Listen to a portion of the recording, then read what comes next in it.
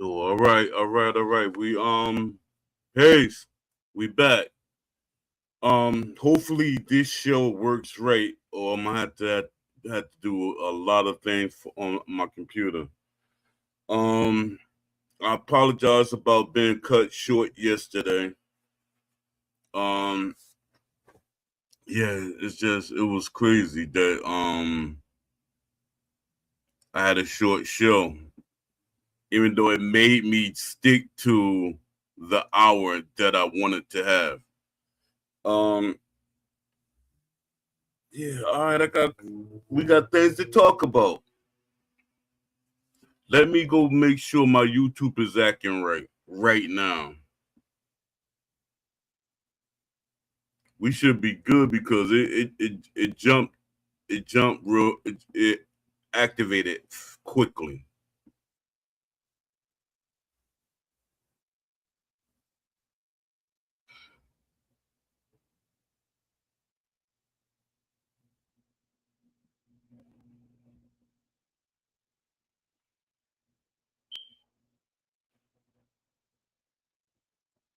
Yeah, AJ popped right up in.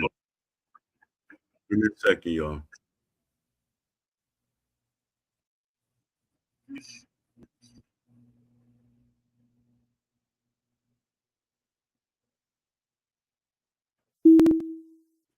What's up, my brother AJ? What's up, bro? Not much. Just woke up. Yeah, I'm going no camera today again. I'm just feeling sick. All right, By next week, I'll be good. all right. But yeah, I was watching the show yesterday. Everything was going good, and then you had that damn technical problem, man. Yeah, Uh, I think we got an hour in before it like really start acting up. So that's still good. yeah, but I think you must have started a good 4 times yesterday, and then finally that was it. It was too much. Yeah, I'm like, Dad. I'm Cause watching I, the, cause, uh, the I'm watching the preliminaries in the meantime as well. oh, It's on that's what YouTube right now. yeah, that's what I meant to get up to start watching. It's good too, man. The But second fight, I forgot the guy's name. He knocked him out in the first round. It was a 4 round fight. I forgot the two guys were fighting. let me see. I'm kind of scared to watch anything with the way this my computer acting. But let me see. I'm about to But close some tabs. but what was it yesterday? Was it the internet or your computer itself? I think it's the computer. I think Well, wait. After you were having the problem, you did a full reboot after, and then you came back and it was still having the issue.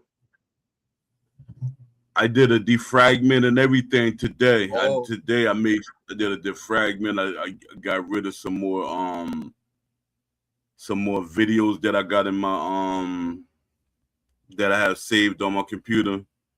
So I okay. said, yeah, I get rid of all of that stuff because I N- do save a whole lot of stuff. Not right now, but I'll catch you on Discord when you're free, whatever kind of thing.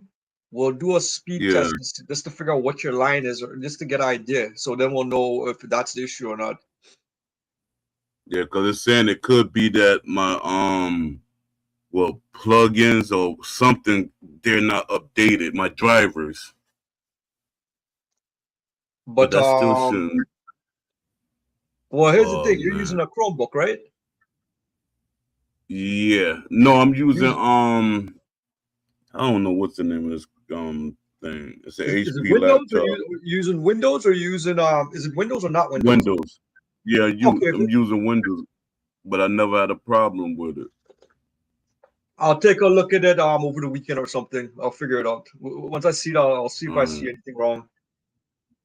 Because the only other thing I could think of, if your internet's fine and really there's no issues, even with those updates, there's a slight chance you might have some. Maybe you have some kind of virus running in the background. And it's eating up all your memory. uh, But I won't be able to tell until later. Like once I take a look at it, kind of thing. Maybe I'll mm, reach out to you maybe Saturday or Sunday sometime during that, I'll just take a quick look just to see if I can, because before everything was good. This is the first time really where it really bogged you down. Yeah. I thought today was Saturday because the fights, it messed me up. I'm up like, he's saying Saturday or Sunday. Today is Saturday, but it's Yeah, not. that's right.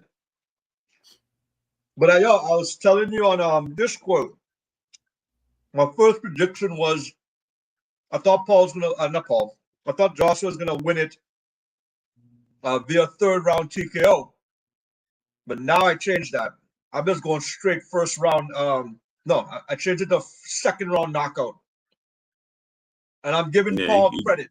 I'm giving him more credit, but really, Joshua should finish him off in one round knockout. Because is it fair to compare when he fought in what was the UFC fighter's name? Ngannou? yeah, Can we make a fair comparison to Ngannou to Paul, even though Paul's smaller? Because Ngannou he was still like he's not a boxer, but he's still a top. He's still a top combat athlete. absolutely. Yeah. Yeah, you can because Agano came basically he was just as green as Jake Paul, even though he do MMA because it's two different arts. Yo, Shaolin Frizz 187, man. When you get a chance, send me a friend invite on place on PSN. But also send me one on Discord too. That way, because I was trying to contact you on PSN today when we fought, but I can't do it because of your privacy settings. But I also went to your Twitch, but I can't even comment on your Twitch because I have a Twitch account, but because you put on a restriction, you only want people to chat with you who have verified their phone numbers on Twitch, and I didn't verify my the account I'm using currently. I didn't verify my phone number yet. It's something I'm gonna do, but so like there's no means to communicate with you. Essentially, it's all blacked out. But yeah, the reason I want to think is I want to do a session with you, not a fighter thing. Just that whole thing we talked about where you're saying you're having issues finishing the guy when he's stunned. So what I wanted to do is a scenario just to put myself in a stunned state, and then I just want to see what your tactics are and stuff, and vice versa. Not right now, but I'm watching all the fights and we're on the podcast right now. But yes, the same way my name is written here on YouTube is the same name on PSN, exact same name.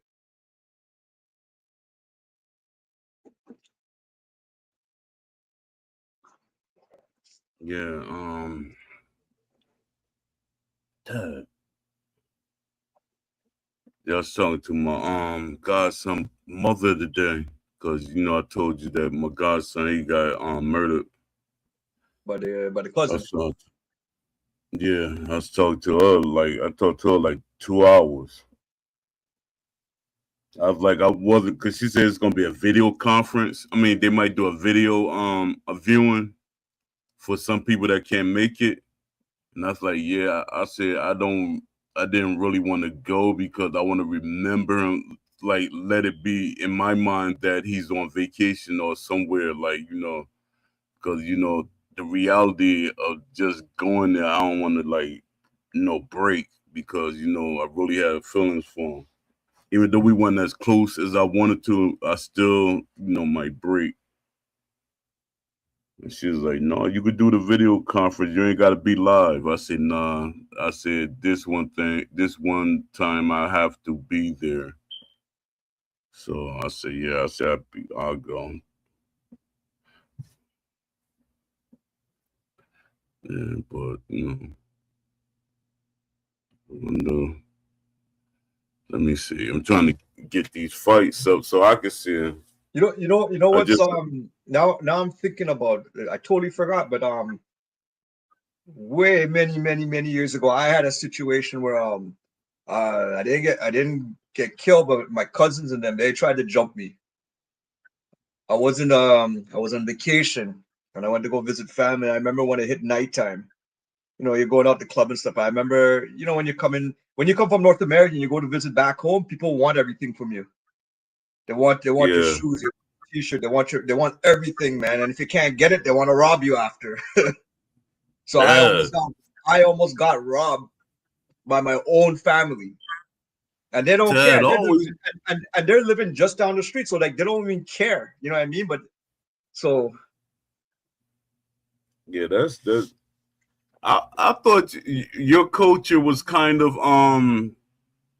more family oriented. well, I don't know. Like so my background, like I'm of South Asian descent, but we're from the Caribbean. We're from Trinidad. Oh, okay.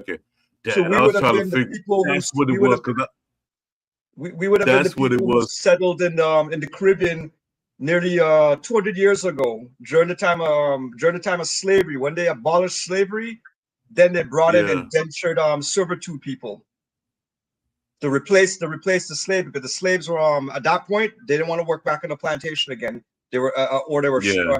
at a certain extent they were striking for higher wages. So they brought in all kind of people into the country after to take those positions. So really, like that's Um, why, like I would say I'm more like North American, Caribbean. I guess that's how we grew up. Eventually, that's how we grew up. So yeah. So, what would you say is your ethnicity?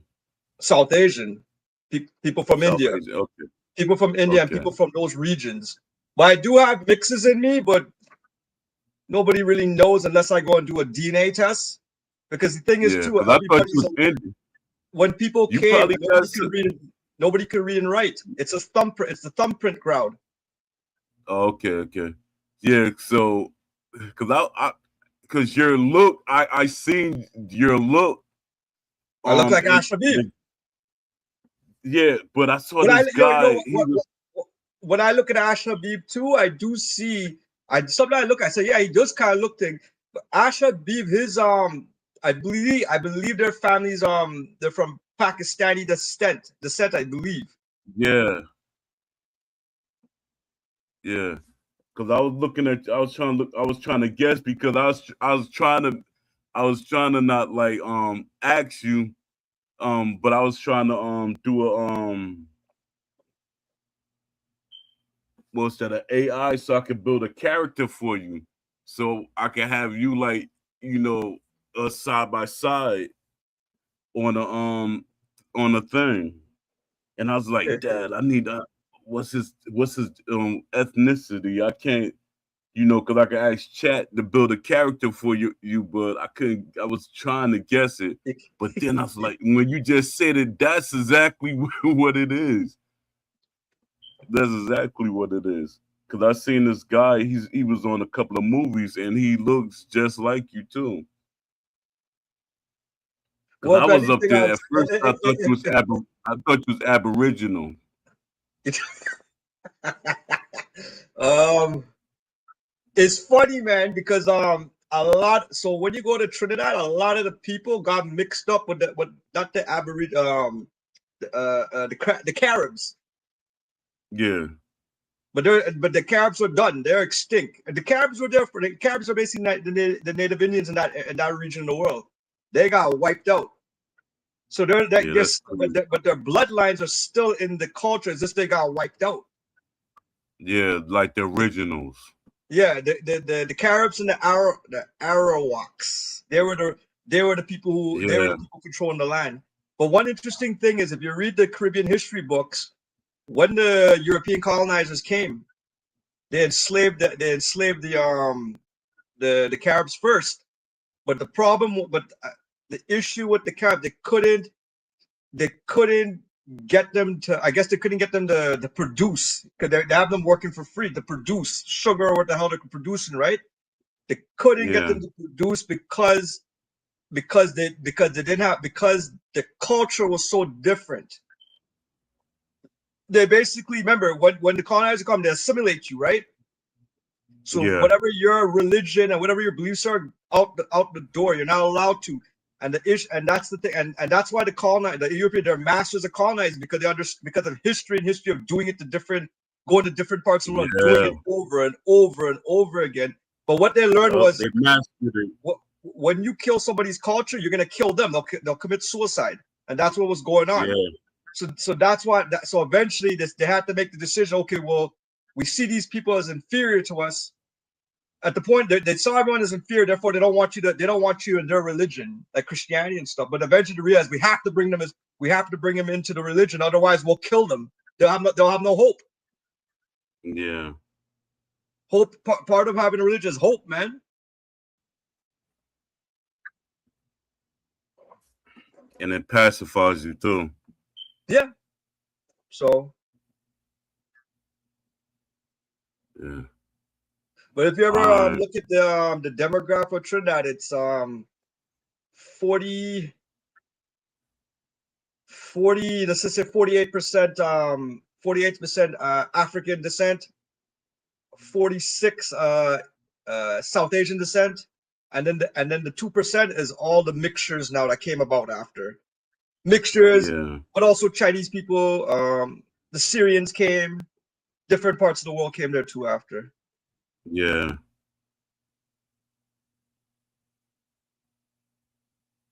Yeah, I was like that because I was doing all type of like visual things. I was like, he probably got some Italian in him. You know, I was saying all these things in my mind trying to figure it out.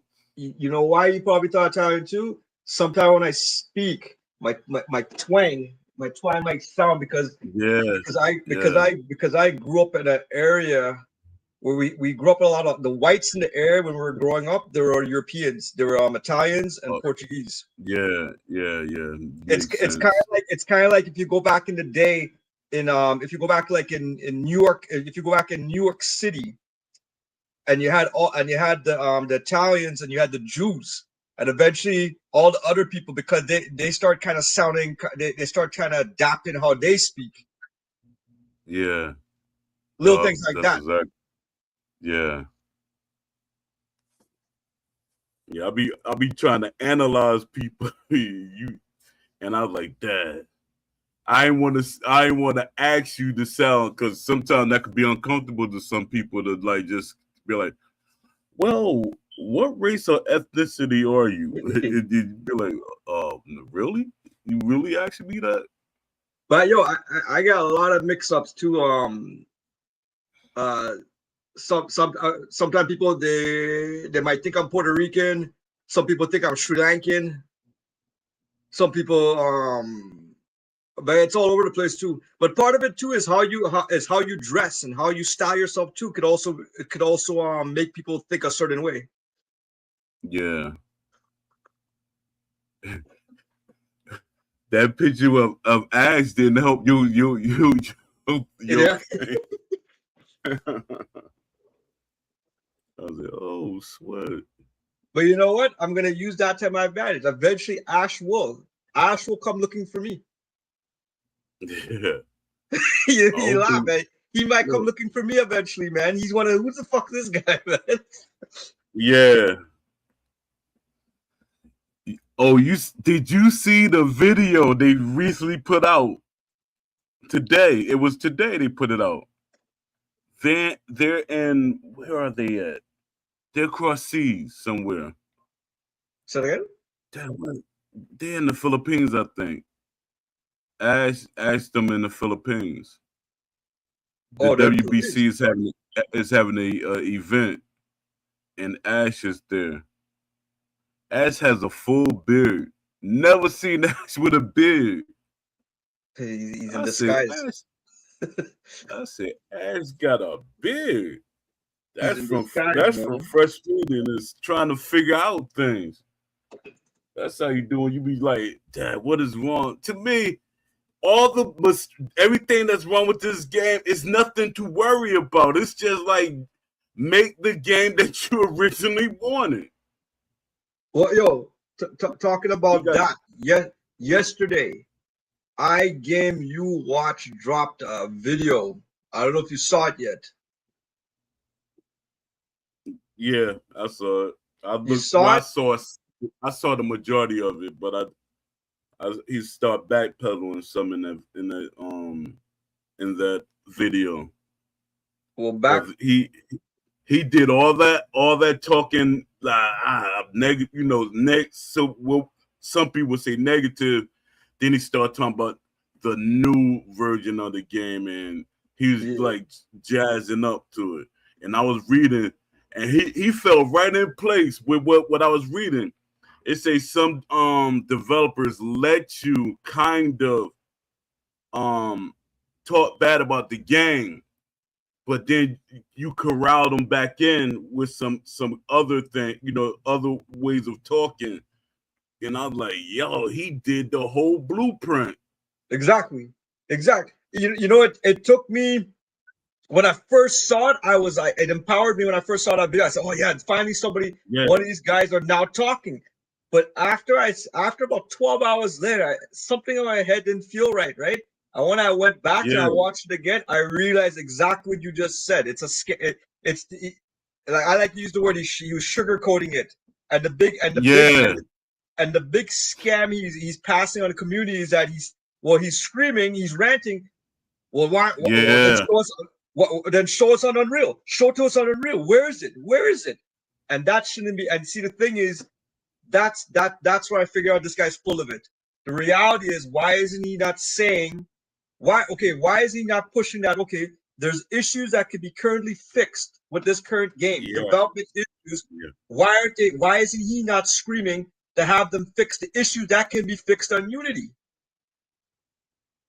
He's exactly. That he's paving the road for Steel City and all the suckers to be like, okay, we're going to Undisputed 2. We have to go to Undisputed 2, which is not the like eventually, yeah, okay, if you're gonna see benefits, but the thing is, that's a 2 to 3 year time frame. You know what I yeah, mean? That's a 2 year so if it's a 2 to 3 year time frame, why must you cease development on this games if there's things you can't fix? And remember too, bouncing updates are not development fixes. That's just bouncing. That's just them tweaking the stats, man. That has nothing to do with exactly. fixing anything. I'm glad you brought that up. Yeah, it is because they using all they balance is a word they're gonna keep throwing every time, and they're not really balancing anything. It's just the word you put out there makes you think they're doing some type of work. They're not doing anything. What are they balancing? Because balance is low key that they trying to make it as palatable as possible for both sides, for the hardcore and the casual. That's what balancing a lot of people see. But they say no, it's not that. Yes, it is. It is that. That's But exactly what they're trying to do. They try to yeah, make like it more digestible. well, yeah, and also too with the whole thing with this balancing, it's just all they're trying to do is figure out okay if too many people are complaining that for whatever reason it can be exploited, then all they're gonna do is Yeah, reduce the threshold of it being exploited. That's what balancing or that's what a tuner update is. That's not the same thing yeah, as giving us developmental updates. Mean okay, we're gonna make some fixes to the animation. yeah, yeah, We're gonna add some new features. Maybe we're gonna add a referee. Maybe we're gonna add some logic yeah. in the game. You know what I mean? Those kind of things. But a tune update is a cop out. A It tune update, is. and you know what? I'll say this off the bat. If I you could take me right now, put me in Still City, and I could help them with a tuner update because it's really I just have to look at I just have to look at all the attributes and make a decision. That's about it. It's not like I'm gonna go write code.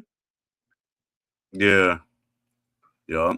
And the thing is, the way that, like as said, he said the way they made the game, and even other developers, I don't know, because I just seemed like he was reading off a script, but he was saying that people from EA and 2K was saying, "What did y'all do? What happened? What did y'all do with this code? How are y'all even functioning, basically?"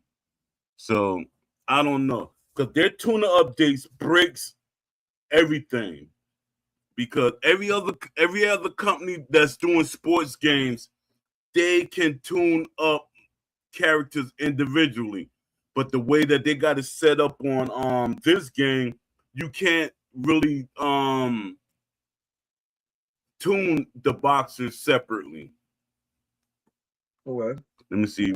Shalin said the game is beyond repair at this point. I think so too. I really do. I can't say I The believe dev, there's things that can be fixed, but they're not. They don't. they're basically convincing the community that, oh, we're just gonna go on the speed of 2. Fuck you. That's what I feel like. Yeah, that too. I think they And got yo, their mind and their heart set on going to another. I'd rather for them to have, which makes sense because when you have a product, you got to make sure it's working first before you move on to a so-called better or superior version of it. But that's not what they're doing. Their thing is they still trying to give people stuff, and it burns me up being in that Discord. I think I got myself more better handled, better me being aware, I was able to set myself to be prepared for what the Discord is. And it's a lot of people like just going, they on the same page basically.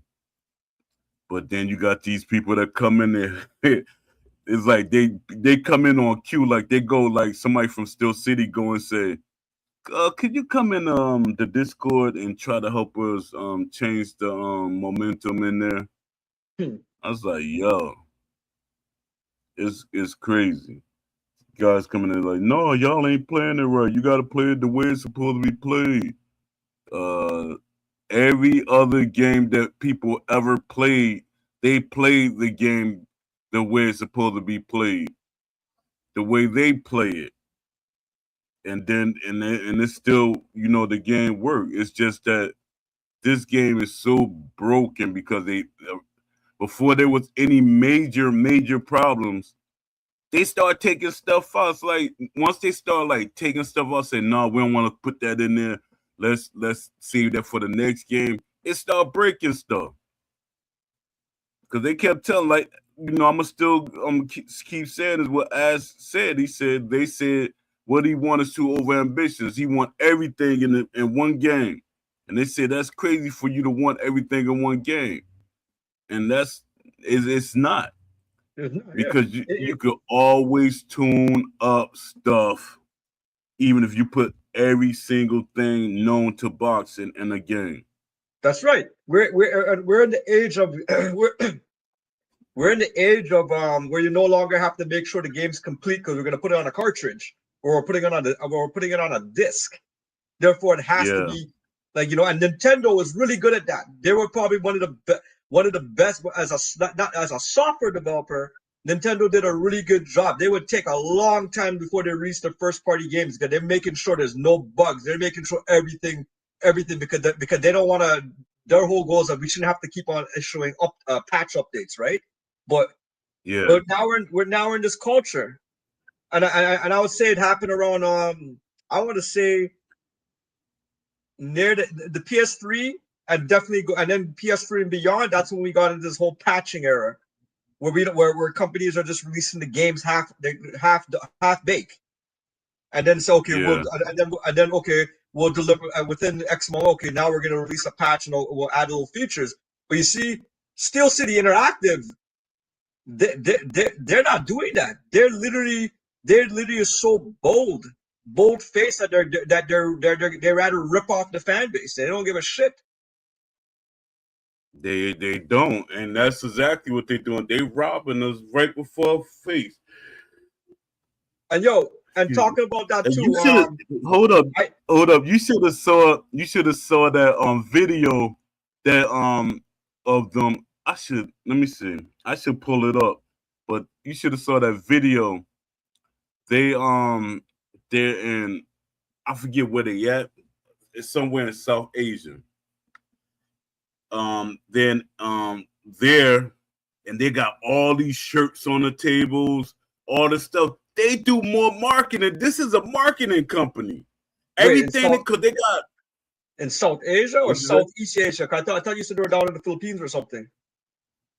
Somewhere. I don't know. It's somewhere out there. I gotta I looked at it briefly before I fell asleep. But yeah, they putting all that effort into marketing this game. And they had CB out there. They probably had Jay Shep out there because Jay Shep been real quiet in the Discord. I didn't really hear him. I think he popped up on somebody on my friend Don D. Shout out to Don D 205. Check out his Twitch when y'all get a chance. He Yo, does videos for different games. yo, Shaolin Phrase, yes. The punch up to I'm playing 2.05 now.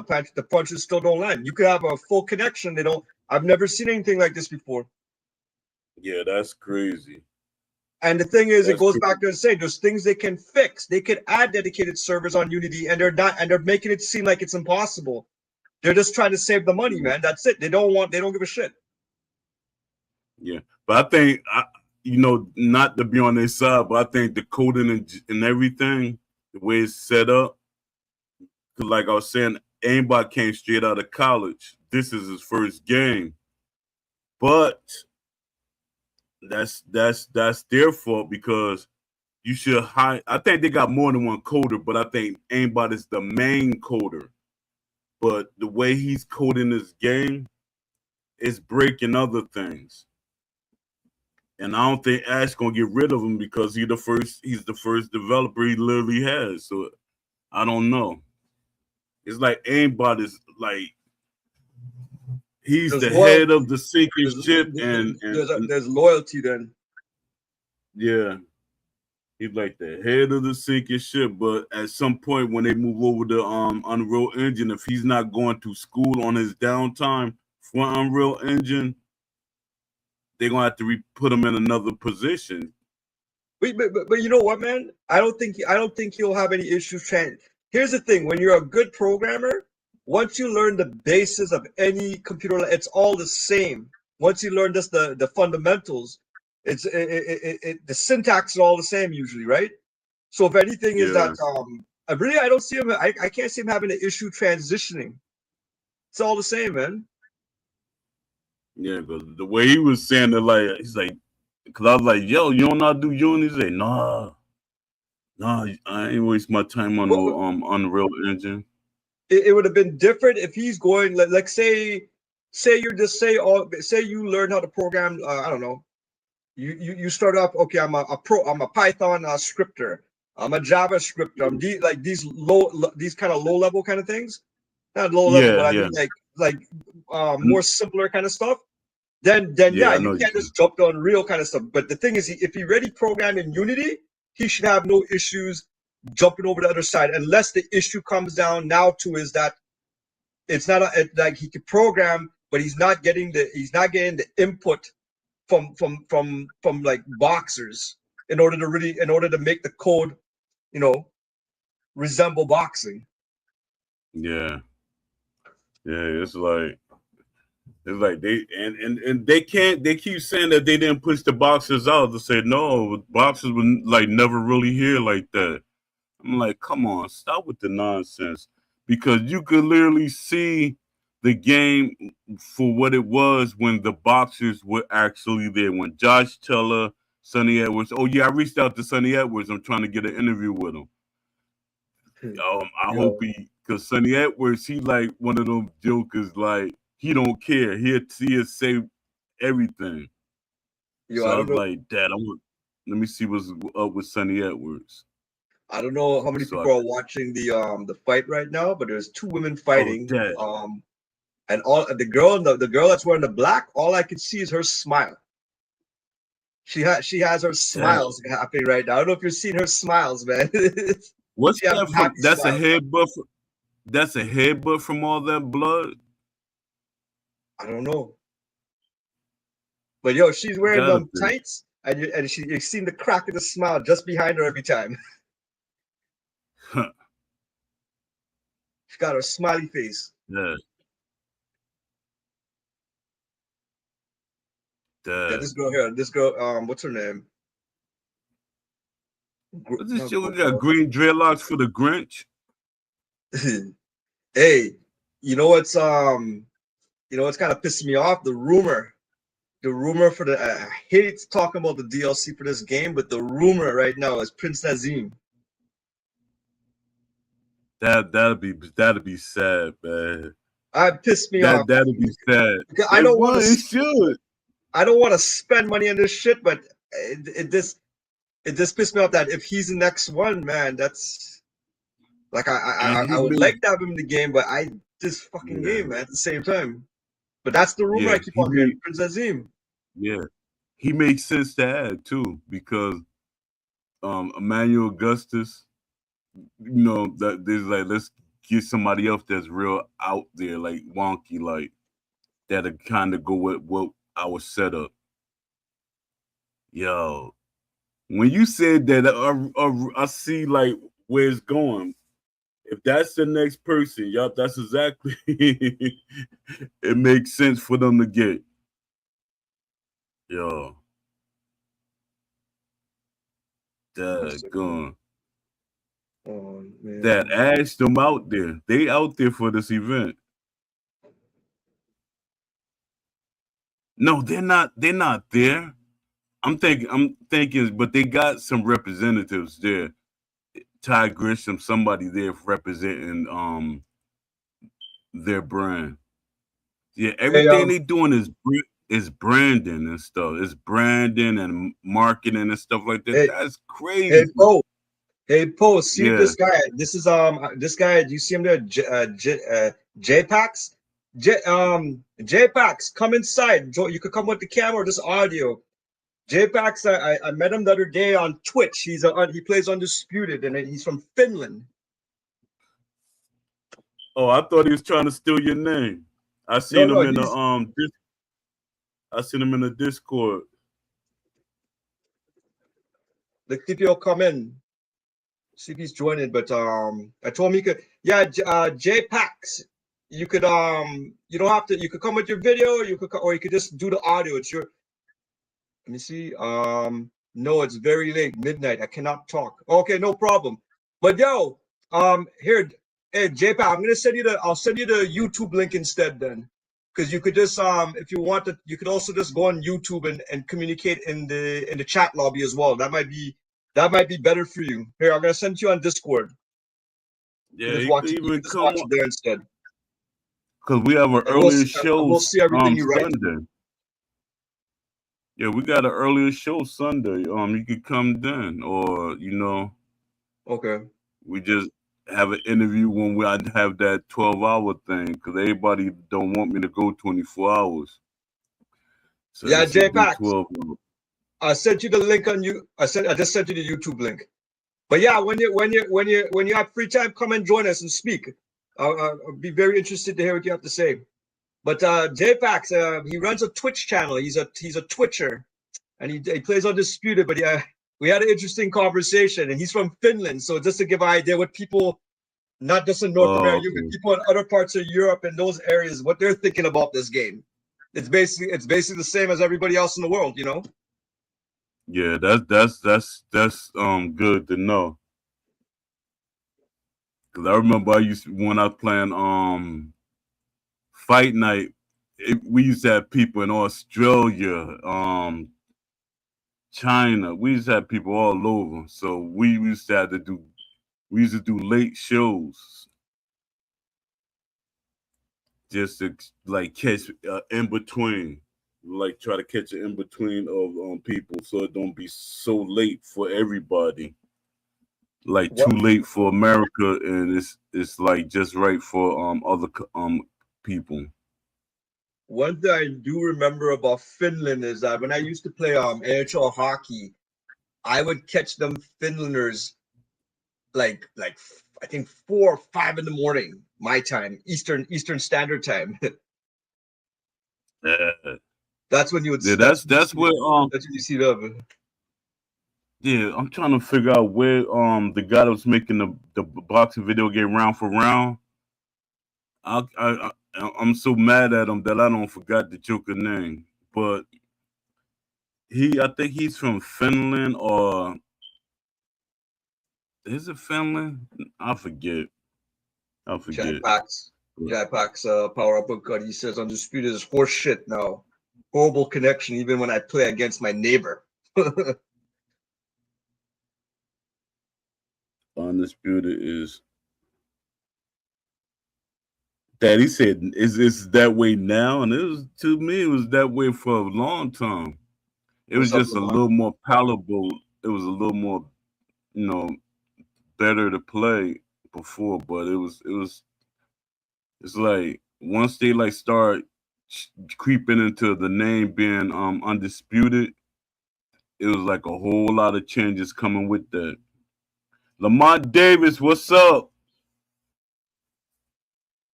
Yep, Lamont Davis made a hit every day.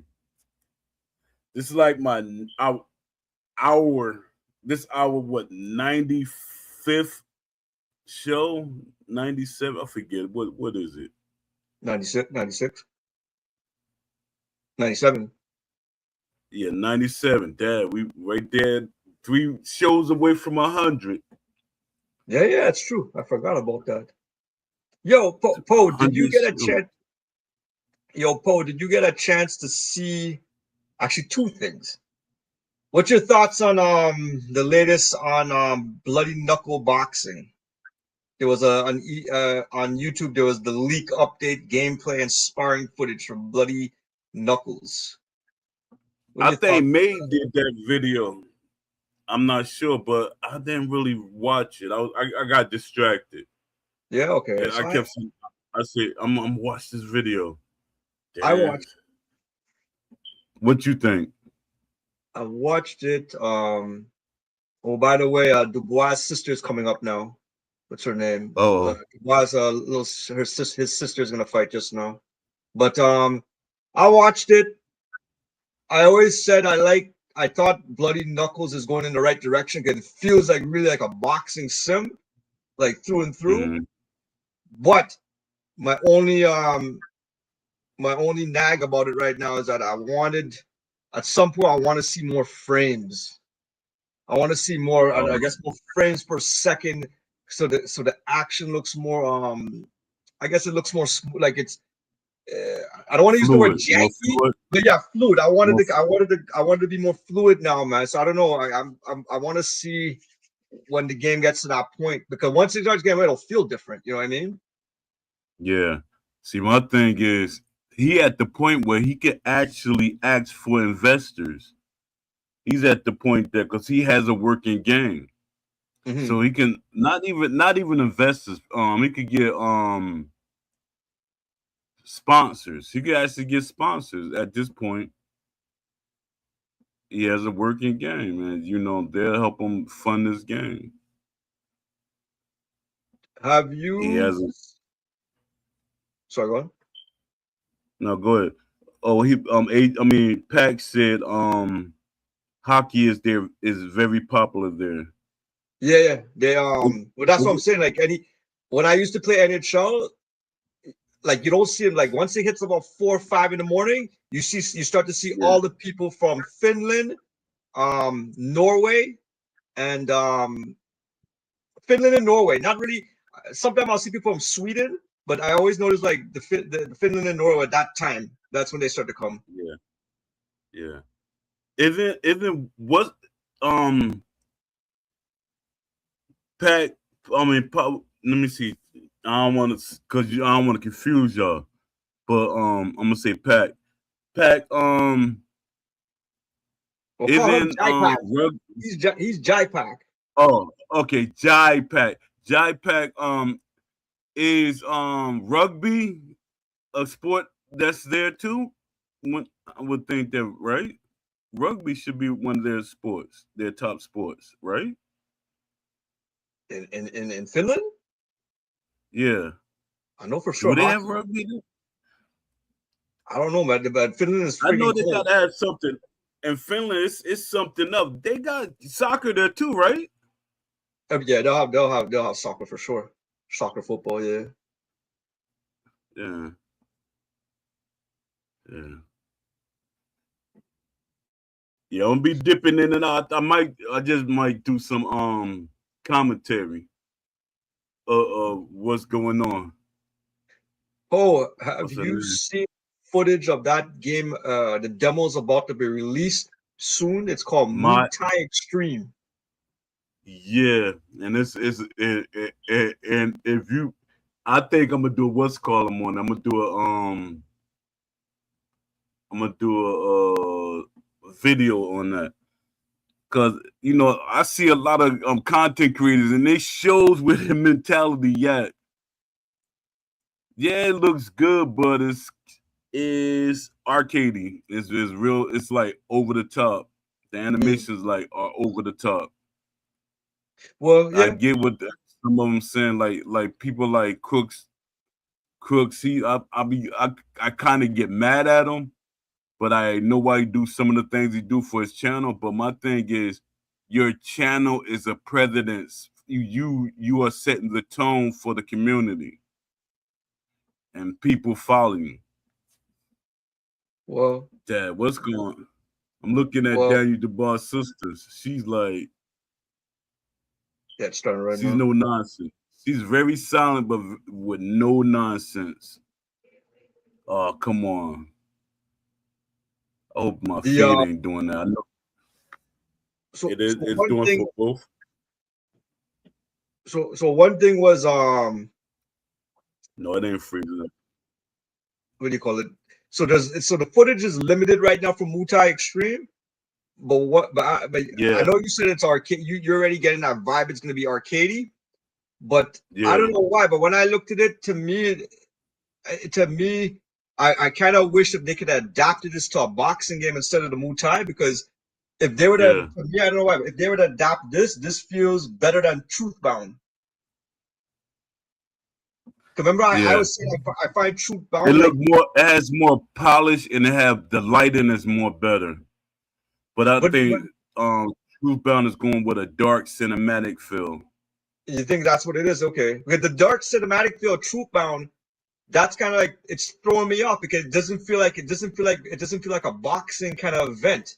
It feels Yeah, it I seemed like keep a on saying it story feels like mode. some kind of underground Story, fight club kind of shit going on, right? yeah, like Fight for New York or something like Yeah, that. But it has that. It has that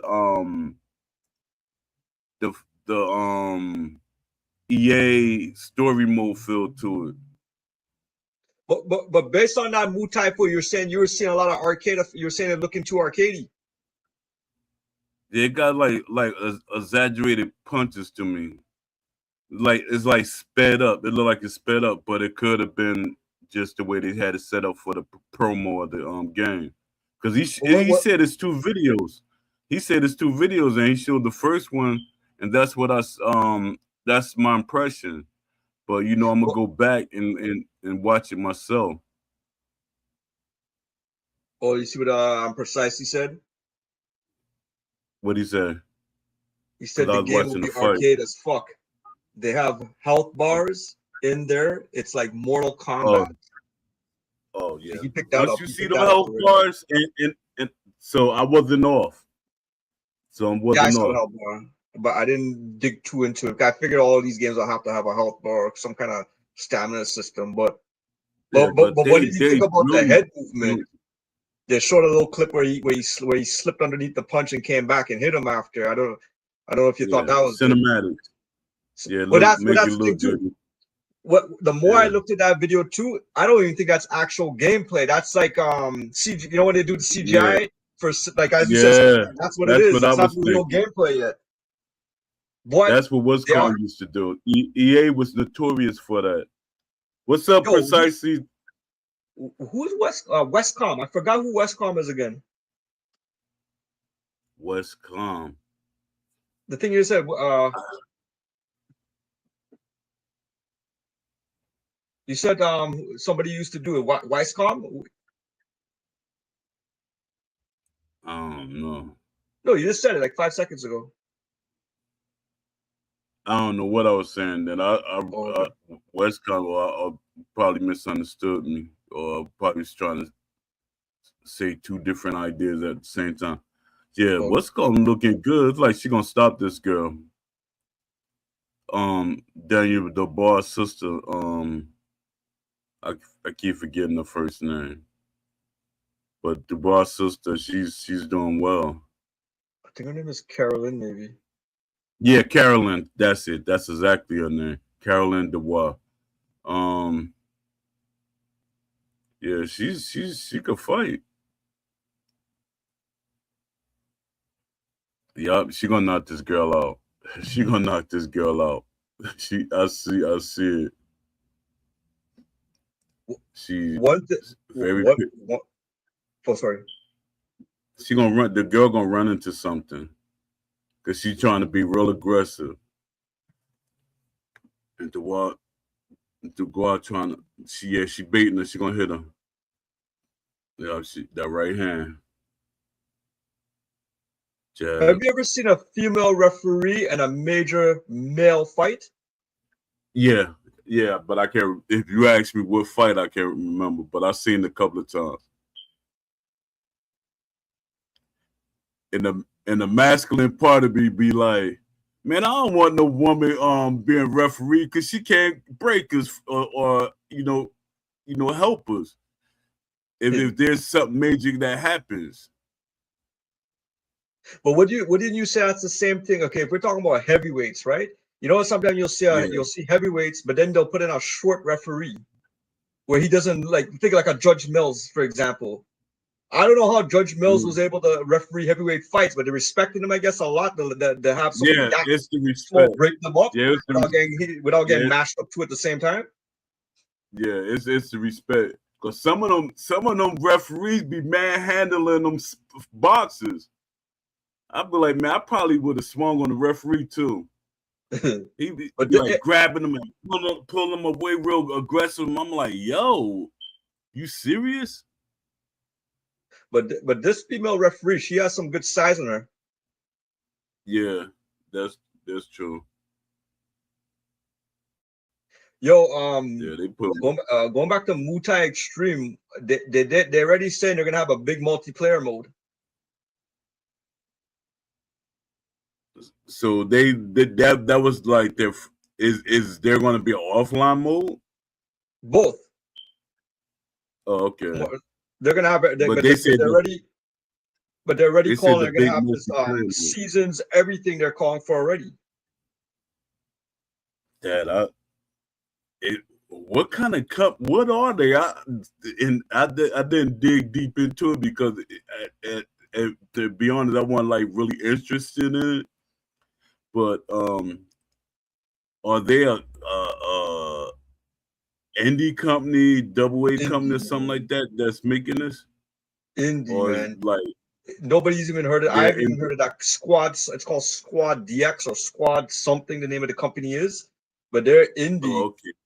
But what's interesting is I don't think I've ever seen any coverage of this game before it showed up on Steam, like saying okay, it's getting ready to announce. But that's interesting how they were able to develop a game and it's ready to drop already. But then we have other developers that it doesn't move as fast or something, or there's something they're not, or we have to wait. You know, these guys they're getting ready to drop, like Truthbound, for example. Truthbound, Yeah, realistically, it might be a year and a half from now until we get to that, maybe the playtest. yeah. But his thing was he got to while it's hot. I understand what he did, but I still wouldn't have said nothing. Like I keep telling everybody, if I come into some money and I make a boxing video game, y'all ain't gonna hear about it until it's like ready to release. It won't make sense. To me, it doesn't make sense. I can see some of the companies that really don't have the funding or backing behind them. They want to make some noise so they can like get some type of I'll be right back. backing. Yeah, they get some type of backing from different companies or something, but by announcing and they see how the fans like the game.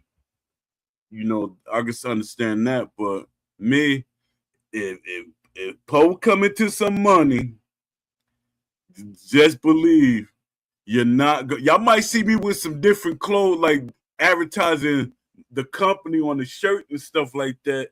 But other than that, y'all ain't gonna never know I'm making a box of video games. I might pull some people in the on the community. I'll probably pull y'all on board, but then y'all got to sign an NDA.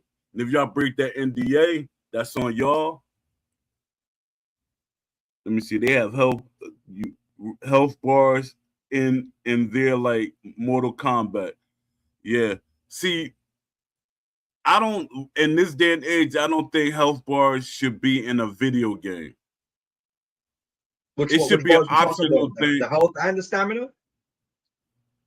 Yeah, in general, because if you really want to break it down, there's off screen, there's the health bar. Now that some companies using the fatigue system, which is my idea, the fatigue for the arms. That's these are things that's off the screen. Like if they go in their version of the game, they're gonna see the health bar, they're gonna see the fatigue, they're gonna see the stamina, they're gonna see all these bars, but we shouldn't see these things.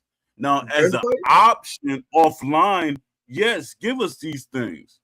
If we want to play like Mortal Kombat, like offline, that's on us. Give it to us offline, but online, no.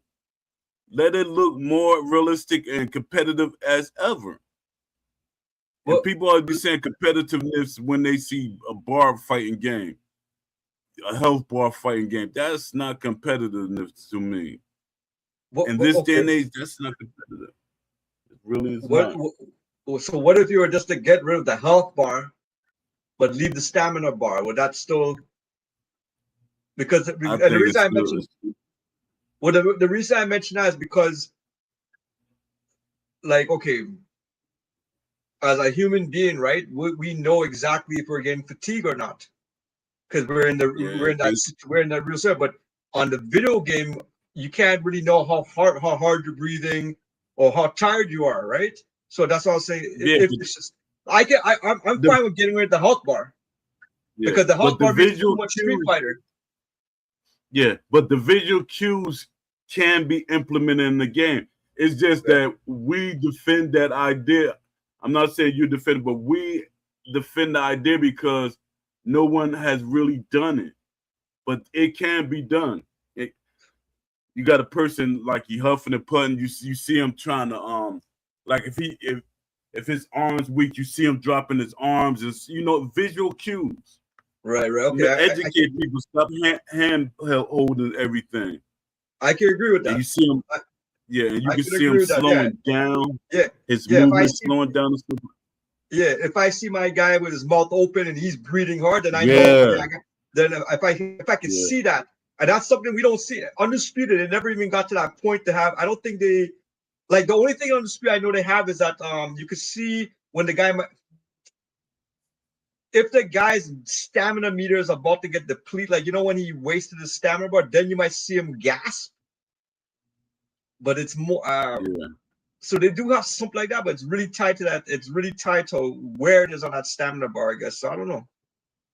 yeah. Because it should be at some point that you catch somebody with a good punch to the gut and you knock all the air out of them. And, if you place it in the right area, that's why it should be like points on the body where like certain punches, like even the liver shot. Somebody, if you hit somebody in the liver with a liver shot, a lot of people because they're like, well, how do I make my boxer punch the person in the liver? It's just like in real life. A lot of people, they're not really aiming for the liver. They aiming for a body shot. They're aiming to hit them to the body. They're not like, yeah, I'm gonna keep hitting them to the liver. No, they're like his liver on that side of the body. I'm gonna hit him on that side of the body. You might hit the rib cage. You might hit something else, but you're not going to deliver. But it's a good chance the way you lower your punch or the way you angle it, you might hit the liver. And the liver shot, it's gonna take. That's what stopped what's his name? De La Hoya. When Bernard Hopkins hit him, they're like, that wasn't a hard punch. Yeah, to you. He hit him in the liver. That liver shot ain't no joke. Being hit in the kidneys is no joke. A lot of people just fall, boom, hit the ground. Them liver and kidney shots is no joke. Take everything out. They took the life out of you. Get hit in the solar plexus. That right there, like wow. Kazuma 93, he said you could add mechanics to show different levels of fatigue and damage to the body, etc. Kazuma, give me some of those mechanics. Yeah, I got on my blog. I got some, but I was gonna build on that since we've been talking. But yeah, it's different ways you can show the Well, fatigue, the so well, the stamina. So stamina. how would you do the stamina to eliminate the bar then? I know one of the things you mentioned was the visual cues of the fighter. That's one you mentioned. Yeah, it all goes with visual cues because when you Hey, see do, a person, do, it's gonna be visual cues. do you think that this would be an opportunity to use haptic feedback?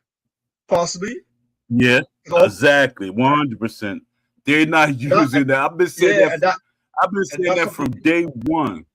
Yeah, and that's something. Well, you know what's one reason? Actually, no. I think all controllers now have some kind of vibration effect in it. All of them, even the Xbox. Yeah, but some All of of them them are have it now. more betterly fixed so you can have these different things. Because that was when they first introduced that, they were saying that's what it was going to be for in certain games, and then when PlayStation had it, they said, yeah, you're going to be able to feel everything that you throw, but then they took it away. I guess because their haptic feedback and stuff, the way the controller was designed, was messing up certain things within the controller. It's like knocking things loose within the controller. But I think it's more of a design thing. They don't want to put the money into the design to make it better. They're like, we're gonna get them a better controller, but our cost doesn't add up, which I think that's is full of junk. When you're making that many controllers, you're still getting your money. You're still getting your money back. When What you're do you make selling that about? many, Oh,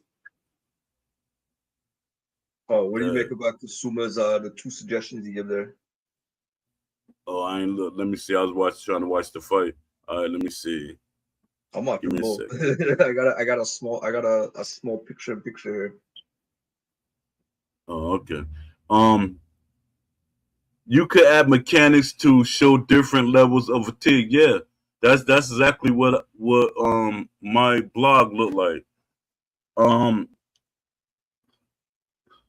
you could add mechanics to show different levels of fatigue and damage to the body. But let me see. I got to read it all before I say something. Changes in animations, stances with more fatigue, the sound effects of the boxer when throwing punches depends on the boxer. Oh yeah, all right, yeah, exactly. That's exactly I have it set up. Animations, you're gonna see visual. It's basically with the animations you're talking about is visual cues. I It's knocked gonna her be down. visual cues. Yeah. Oh, she knocked it down. Yeah, but I blinked. I didn't see exactly because the girl That, Panada is looking fatigued right now, man. She looked like she's gonna. She don't look like yeah, she's gonna last into the seventh. yeah. Cause she's trying to outblast her. She's trying to, you know, yeah, exactly. She gonna get dropped again. At this point, when you get dropped like that, oh, both of them tied. You see how what's going back to the corner? Mm. She did the turtle walk to the corner. Yeah, so she basically did her Ooh, job too. But this she is caught her seventh with a round. counter right. Wow. Boom. Let me see. Yeah, that's a right. Boom. And she flew she walked into it too. Yeah, she walked into that. Basically, she walked into that. She set herself up for that nicely. You know what she was doing, which is a no in boxing. Was She was that? trying to throw a little short uppercut. She was digging down to throw a short uppercut to the What, body. why is that a no for a short uppercut? I guess at that range. Because uppercut, you always most people they always leave themselves open. When they throw the, I don't know why, for some reason, when somebody throw the uppercut, their other hand is not close to their face. So she digging to throw that uppercut, and her face was exposed. Boom. Person keep throwing the uppercut from outside. They, for some reason, some of them they feel they don't have to. Oh, she trying to do the what's call them too. I didn't notice that. She's not doing the traditional blocking. She's doing a hybrid Philly shell. Yeah. So she got a left hand. Let me see what up. Yeah. Oh, they both southpaws. I ain't noticed that at first. Yeah, so she got her left hand parrying and blocking stuff. Well, she trying to parry and block stuff. But everybody don't know how to use the Philly shell. It's that because her face, she gonna always be open for that hook. Talking about the Philly shell in relation to Undisputed. So in Undisputed, you get to choose what kind of block style you want, right? So you have Yeah. I guess they have orthodox or just a high guard. They have Philly shell, and then they have the cross guard, right? Yeah. The thing with the Philly shell, do boxers use that? If you like in Undisputed, when you choose that, that's your guard and that's it. But if you watch a guy like Mayweather, he's interchanging between Philly shell and a high guard, depending on the scenario. Yeah. Yeah. The only way we could interchange the guards, especially if you pick a guy who has a shell defense, is the it's when you want to, if you lean left or right, so it automatically does the what do you call it, where it guards the side of your head. That's the only time you could change the guard. Yeah. But that's because it's Yeah, it's auto detect at that point. yeah. That's the part that be get me mad with these leagues and stuff. They find little things that they could use, and they'll say, well, look, I'm defending myself, I'm doing this, I'm doing that. Yeah, you're making yourself, you found a way to make the game more palatable, make it seem more better than what it actually is. You shouldn't have to go through all these every night trying to find a way to make the game playable. And that makes no sense. That's not what's in the game. That's not what they advertise. You're fixing it to suit what you're doing. Oh yeah, when you go back to the league rules. That's a big ring. I was looking at the ring size. I was reading somewhere. Somebody was telling me that for this fight, well, it's going to be the same ring. They said that the ring is actually smaller. That was one of the concessions that Paul wanted for this fight. He wanted a smaller ring. I think Paul just be talking. This ring, they're not gonna and change no ring out. That's a lot of work. Right. Yeah. But this a big ring. That's a nice size ring. What's the latest you heard about? Was that? No, I was saying Paul trying to. He always say things to try to make his character look better than what it is. My thing is Paul just should stick to being a promoter.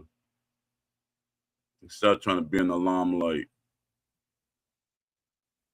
Yo, everybody in the chat, who you think's gonna win between Paul and Joshua? I was telling Paul earlier, I thought more and more. I'm going from Joshua, a clean second round knockout.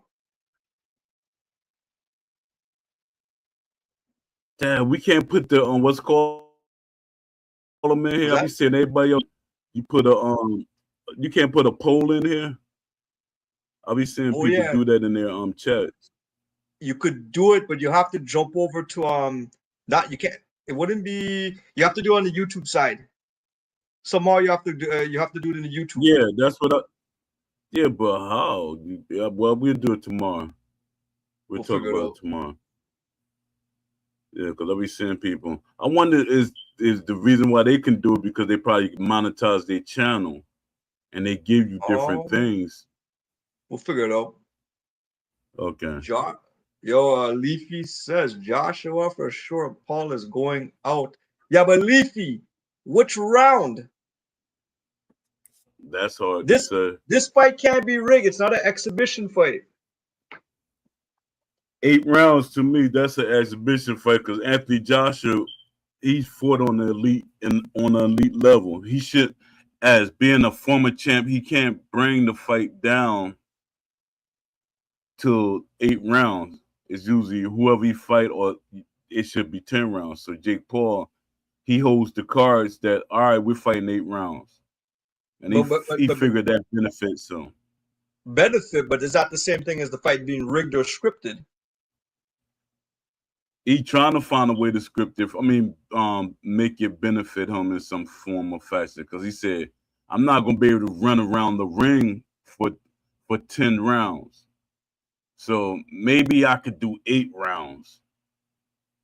I can't see Paul really doing that much movement because Paul is big.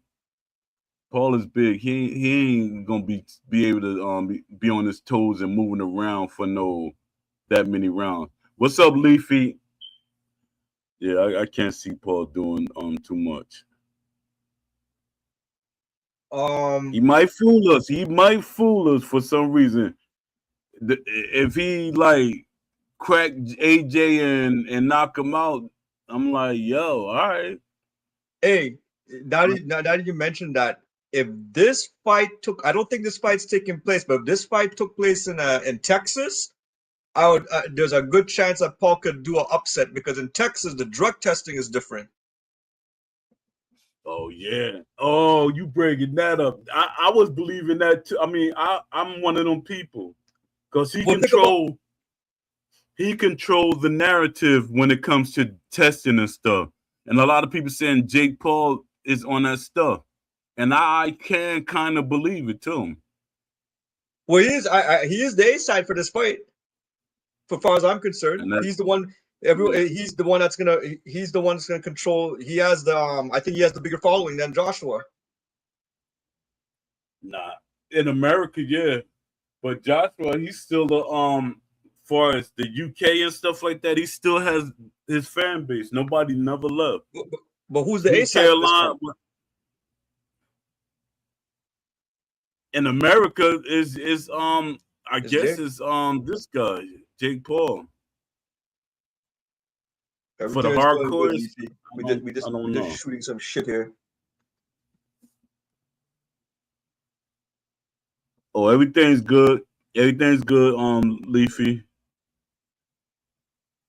Everything is good until I start smoking up. But the um the but yeah, Dang, why I brought that up about the drug testing, I always noticed, like if you go back in the history, if you notice Manny Pacquiao, he used to stage a lot of his fight in Dallas, Texas, kind of thing. And yeah, what I that time is because for some reason out there they're not as stringent. If you go like New York State Commission, Las Vegas State Commission, when they do their drug testing kind of thing, right, or how they run the fights, it's different. It seems like things like more stuff can happen up in Texas for some reason. yeah, But where are they fighting yeah. It's tonight? like Miami. Miami. Okay. Yeah. But they must Yo, have another boxing match out there where Ash is at, because it was like they were setting up for a fight. It must be another fight happening somewhere, we're or down it's just the event down set in the up like Southeast that. Pacific. Yeah, something I can't remember exactly right now. I Yo, be always um, doing always scan stuff, and then I don't like get the full part of it. Then come back later, and then I like really look at it. yo, what's the latest you heard about Fight Night Forever? I ain't hear nothing. It's like they went kind of silent. Well, I saw a When it video of supposed to come event. out? I Hold up. saw a video a couple of days ago, and in the video there, it wasn't by them, but it was by I forgot who it was, but he was showing how they're basically showing the community for online fighting. Okay, you got to download Parsec and then do ABC with Parsec. And once I saw the Parsec, oh god, that just I don't know. I'm not a believer. Parsec works. Parsec works. and it's good. I think Parsec comes really. I feel like Parsec, if you want to, if we're playing, if we're emulating games like like these old games that never had online play, and it's only like you have to play local two player, then I like Parsec, right? But for like Yeah, multiplayer combat games that are built today, you know what I mean? I don't want no Parsec, but yeah, technically that's a PS3 Xbox game, right? yeah, I wish they could have broke the damn thing and figure out how you could just say what server you want to select, like in any PC game. That would, if they could have figured that out, this game would have put a good dent in Undisputed. yeah. They would have. But that my thing is for them to be able to put it on PC when it wasn't on PC originally. That shows that they have the skill level to do more than what people think they do. Well, what they're doing is exactly the same thing as what's it called? THQ Undisputed 3, the ROM that's Yeah, floating around. I believe it's also a PSD ROM, and I forgot which. They always kind of they wrap it around. I forgot the name of the emulator, but it's the same thing they're doing with this game too. The whole idea was that it makes it very simple that you don't have to be too techy. Like, cause a lot of times you have to know how to use the emulators and then load the game up and do all the settings. They're pre-configuring everything, making it very simple that anyone can pick it up now, kind of stuff. mm. Pound for pound, Leafy said, pound for pound boxing said, they shouldn't have used the 360 version there's Xenia net because there's Xenia net. Oh, they should have used 360 because there's Xenia net play to play the games online that have it. Yeah, I didn't know that. I don't know why the hell they didn't do that then. That would have been the smarter move. Unless they're scared of but they have to be scared of Sony Yeah, and Microsoft equally. and yeah, they got three people to be scared of. My thing is, I don't know how to. And let me put this out there before they think anything. If y'all get caught out there, it had nothing to do with me. If they get caught out there, VA They're go gonna after them. they're gonna get caught because one thing I did notice just from randomly looking up stuff on the web, I'm seeing stuff already. Like pages you could go to where they're collecting, you know what I mean? Oh, so yeah, they about to get caught.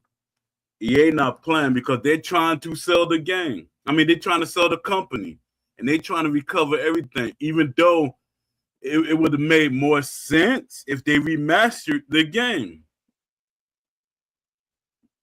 I feel certain that they're Remaster the gonna game. I feel certain they're gonna sell Undisputed's gonna sell out two eventually. They're gonna sell out by the time you go by the time Undisputed goes Undisputed 2, I think they're gonna be owned by somebody else.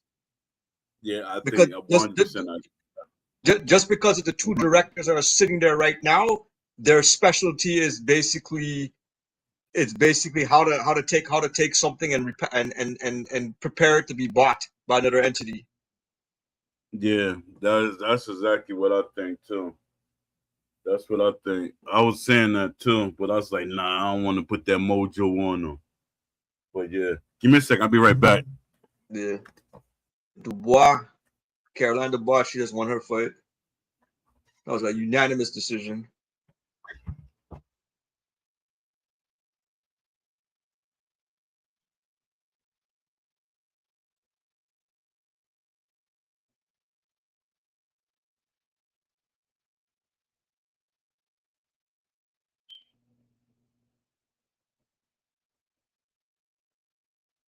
I wonder what sponsorships Caroline Dubois gets, man. She has a good look.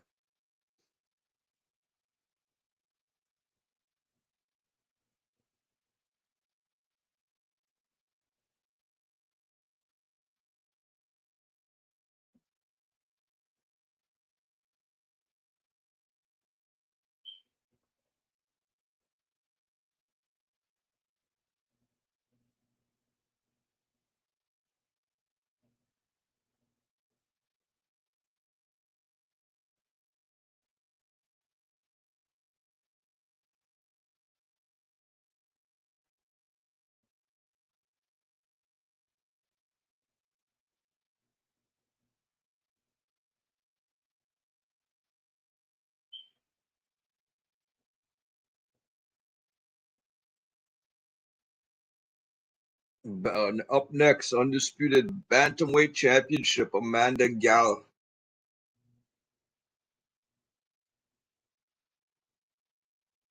Who pound for pound, Leafy? Who you saying is really good? Amanda Gal or Johnson? Or are you talking about Dubois?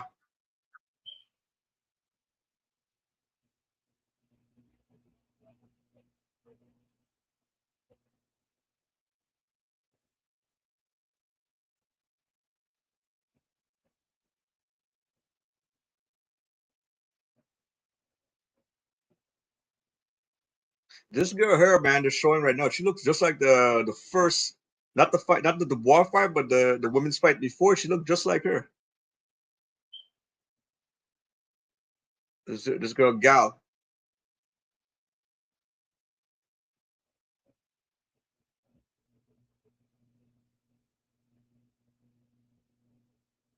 This is just noticing something. This is MVP's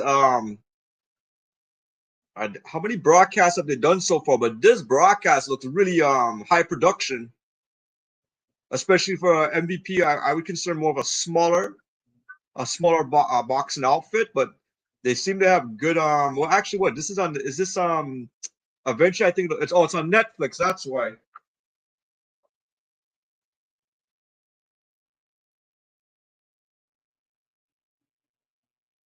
I can't remember. Is Mike Tyson versus Roy Jones? Was that the first time Netflix ever broadcast a boxing fight, or was that on Amazon Prime?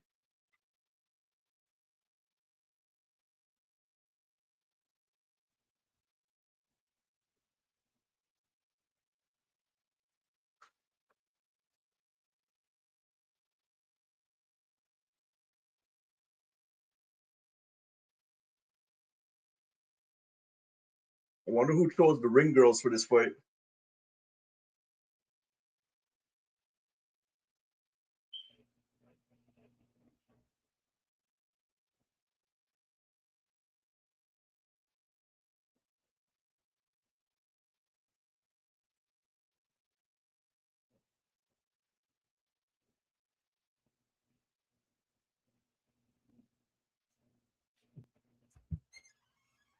This girl has a good look too. Hey, yo, Paul, I was saying this before. I said I found out that Caroline Dubois, she has a really good look.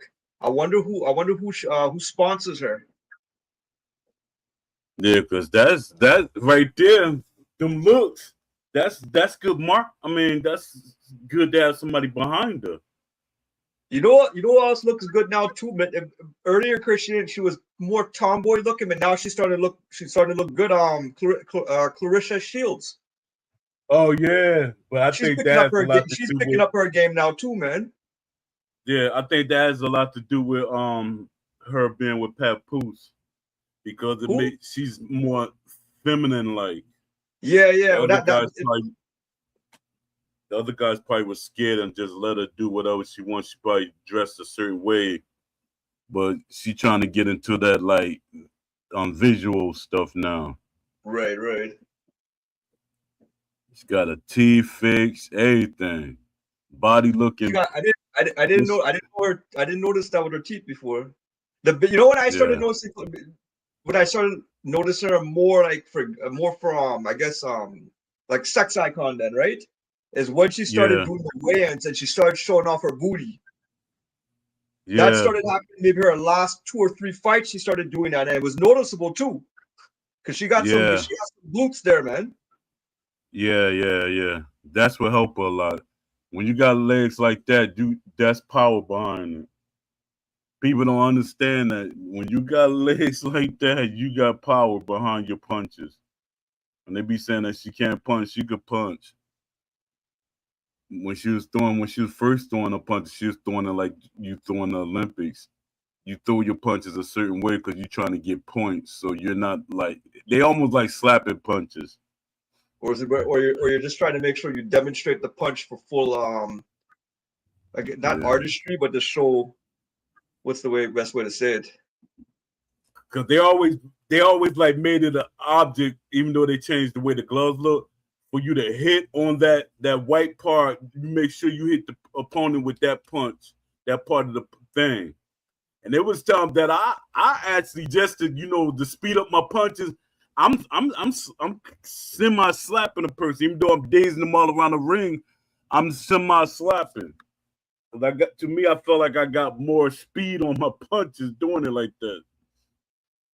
But you got a referee or somebody that they gonna peep that out and say, nah, man.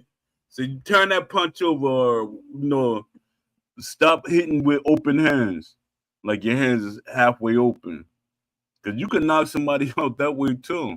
But they also, when they do it, they're not telling you not to do it because they're trying to protect you because you could break your hand. Mm.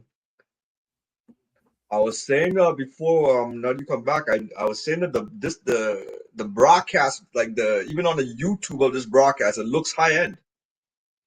And then I realized this is a Netflix broadcast, so it has to look Yeah. it looks, you know what I mean? Because I was saying the MVP is really a small, to me the MVP is still a small boxing promotion.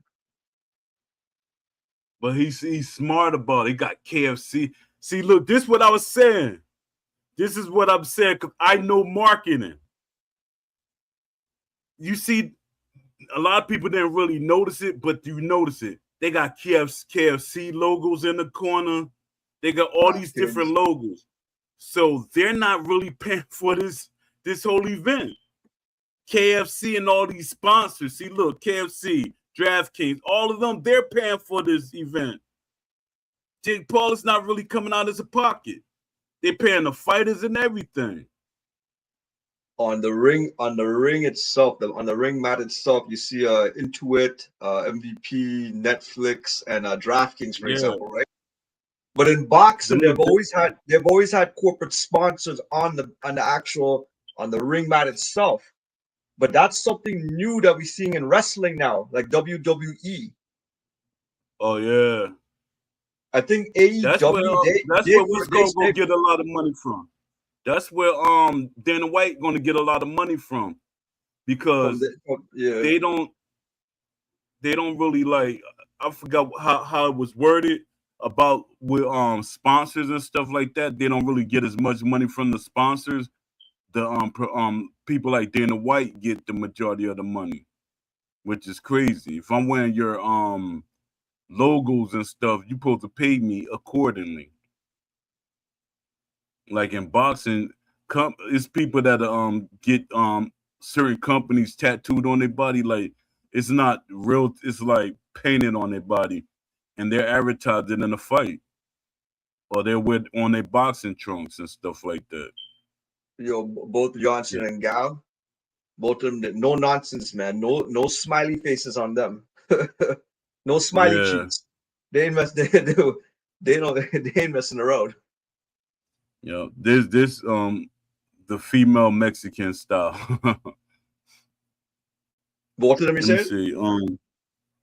I said this the female Mexican style because they like going at it. It's like nobody like really taking a step back. Dad, look at that ring. You know what that is? You know how the NASCAR be having all these different logos on their car. Look at the ring. Yeah, I it's never everywhere. seen that. Like back in the days, you just had one. You have like a beer company that Or you had just their have one logo in in the the middle, middle of or the you have ring. one in the middle, and that's it. Yeah, that's it. This what Jake Paul is. That's why this where all the money coming from. All these people, and this what I was saying about Undisputed was is stupid that a person like me found this out early that companies will sponsor your thing and they will pay for 75 to the whole thing of your development. I It's just just product placement. See how they couldn't make KFC look too like it's not in the middle of the ring. See, they're probably like they get the least amount of money, but it's still evident that they're a part of the event. I just noticed Russ Amber in the corner of what's her name, Gal. You ever met Russ Amber? I guess in the boxing No, community. no. A lot of people. I wasn't like real giddy about meeting everybody, unless because I was an in and out person. Like I fought, jump out the ring, and keep it moving. What about Manuel Stewart? Did I meet Manuel Stewart? I think he had somebody that fought on a card that I was at. Because one of the guys that was in my gym, he fought on the card with Arturo Gotti when Arturo Gotti had his first fight, and I think Emmanuel Stewart had somebody there. But I'd like up close and personal. No, I think I met Sugar, his nephew. I met him. I think I met him. Who was Go ahead. who was Stewart's last big time fighter? The last person I can think is Vladimir Klitschko. Maybe that might have been his last big time fighter he was working with before he died. Dad, that's weird, right? Because Vladimir Klitschko was his last guy he worked with, but Fury was there too at some Fury point. came after. Yeah, Fury, but I can't remember if Fury came.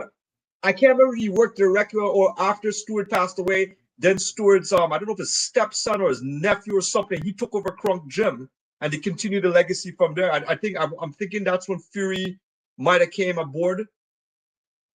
I seen a under the photo. successor. Yeah, but I saw a photo of Fury with Emmanuel Stewart. Okay. Unless he came in sparring somebody or something and they took the picture. And that probably inspired him to go back with his nephew.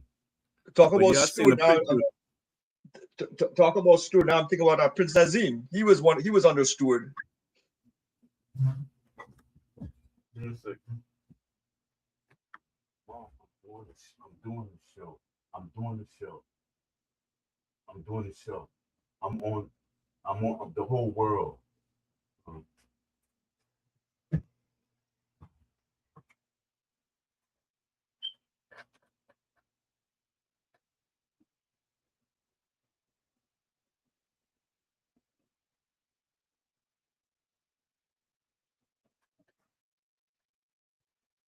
Yeah, I'm back.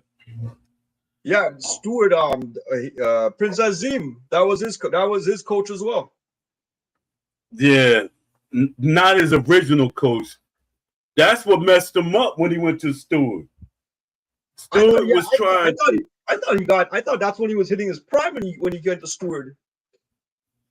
Yeah, Stewart. That was a mistake when he went to Stewart because Stewart was trying to change his style.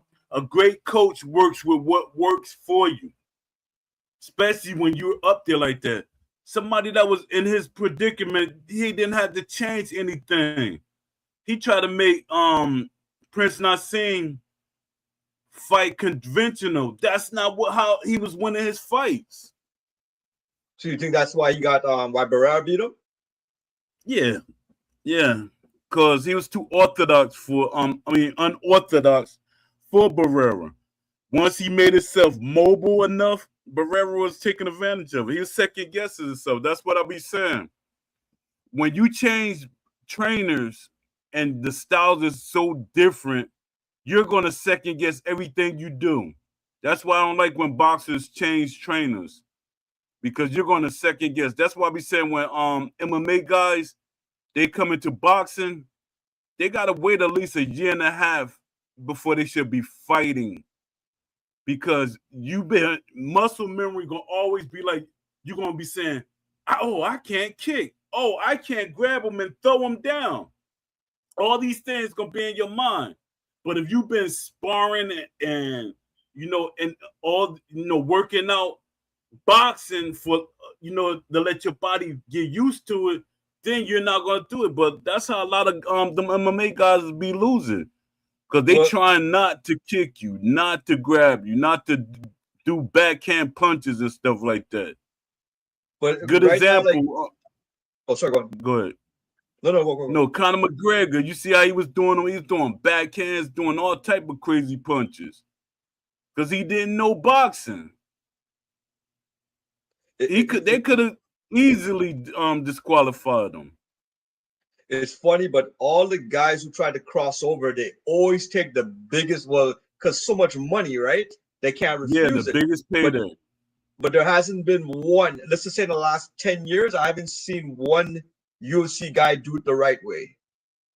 Like when I say the right way, I mean, okay, I'm gonna fight some lower ranked guys, and then I'm, you know what I mean? Because the whole thing with them is once they lose, that's it. I think if their record gets tarnished, if they go once they get that first loss, nobody wants to watch them as much. I guess. Yeah. The mystique is gone.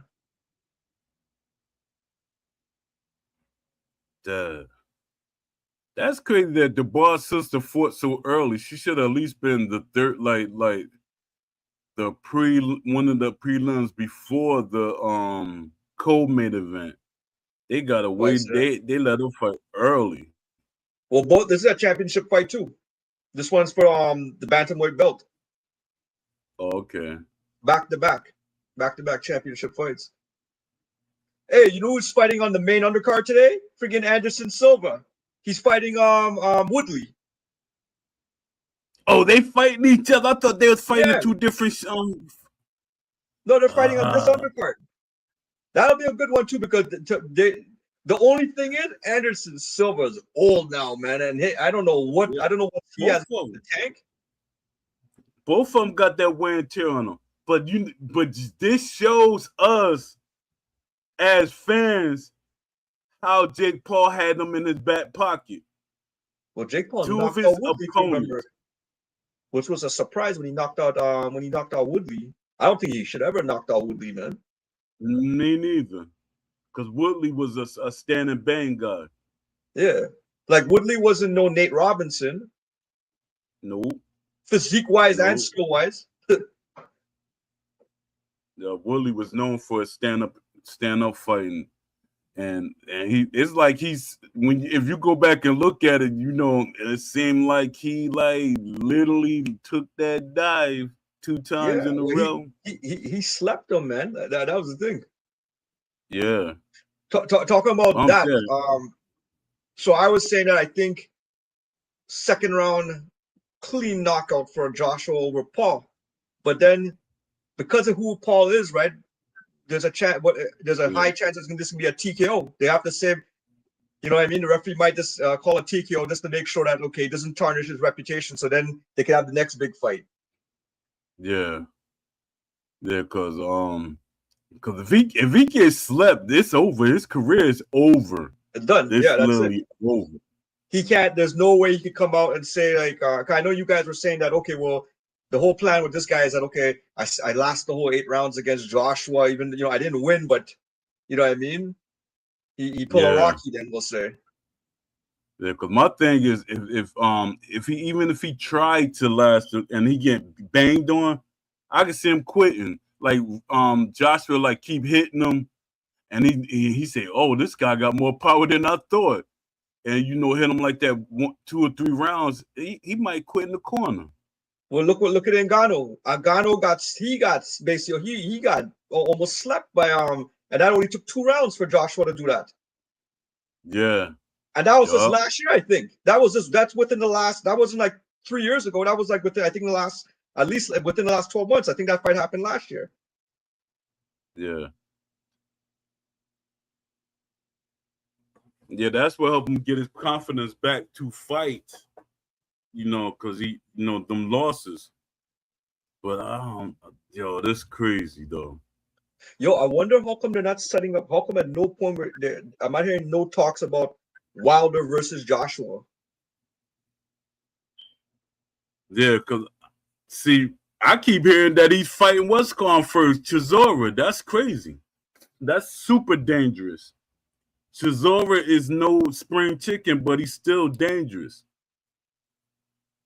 To me, I feel like Joshua versus Wilder would be a good fight. They're both around. They're about the same age. They move about the same. At a slower pace now, kind of thing. I figured that would be a nice fight to watch. Yeah, it'd be fun to watch while it lasts, but I don't have the same cup because I earlier when they were setting up the fight, I had Wilder beating Anthony Joshua. Now, to me, Joshua was the one that kept pushing off the fight. He kept saying, "You got to fight such and such." He kept making up all these scenarios, but then he's fighting guys that's lower ranked than Wilder. He fighting all these other guys. What'd you say? Von Too Real 994 said, "Who? When you say both have no skills, you talking about Joshua and Wilder? Freaking Joshua's he's an Olympic. He's a two-time Olympic medalist, and he has a gold too. Wilder is a bronze medalist, just even on an amateur level, man. You can't say they have no skills." I hate when people say that, and I got to come to the defense because you technically will say I don't have no skill because I never went to the Olympics. But you ain't got no skills. I was very skilled. I was a decorated amateur, very decorated. So I don't have no skills because I'm not. That's because somebody lose a fight. Muhammad Ali lost fights. He has no skills. Ali lost, 3 fights, I think? I'm thinking now I'm trying to I think he lost 3 fights, 3 to 4 fights. So he has no skills. Huh? I said, look at all that blood in the ring. Yeah. Then they saying right now. Then people were saying that Tyson has no skill. If he had no skill, he wouldn't have been beating. For one, he wouldn't have been beating guys that's bigger than him, taller than him, and he went as far as he did. It wasn't because they were building him up. Because if he had no skills, he would have still got beat. What's up, Sil? That's crazy. Boxing. It's not. It's not a power punch. Wilder, you in Olympics, power punch or not, you can win by points. A lot of people in the Olympics won by points. So to say that they don't have skills, that's disrespectful. They don't have the skills that you think they should have. That's what it is. That's what you should say. They don't have the skills that I think a heavyweight boxer should have. But then that again says, what gives you the right? Because every boxer does not fight the same way. You think every boxer should fight like Usyk? You think Joshua should fight like Usyk? For one, his frame doesn't translate to a style that Usyk fights. Wilder has a frame that, to me, he should be able to beat everybody. But what hurts Wilder is he started boxing late. So the muscle memory and everything. Because when Breland had Wilder, he was working, everything was coming off the jab. He was winning fights off of straight punches and hitting you with that right hand and then stunning you out of there. But once Wilder when he changed up and stuff, Wilder started getting excited about knocking out people. And that's something that happened. I was guilty of it. My thing is, hey, I knocked this guy out and he never been knocked out. Every fight after that, you're going for the knockout. All the boxing goes out the door.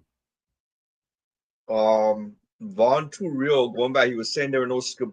He mentioned power. I think he's saying that they're just power punchers. Yeah, but losing has nothing to do with skill. Losing has a lot to do with skill.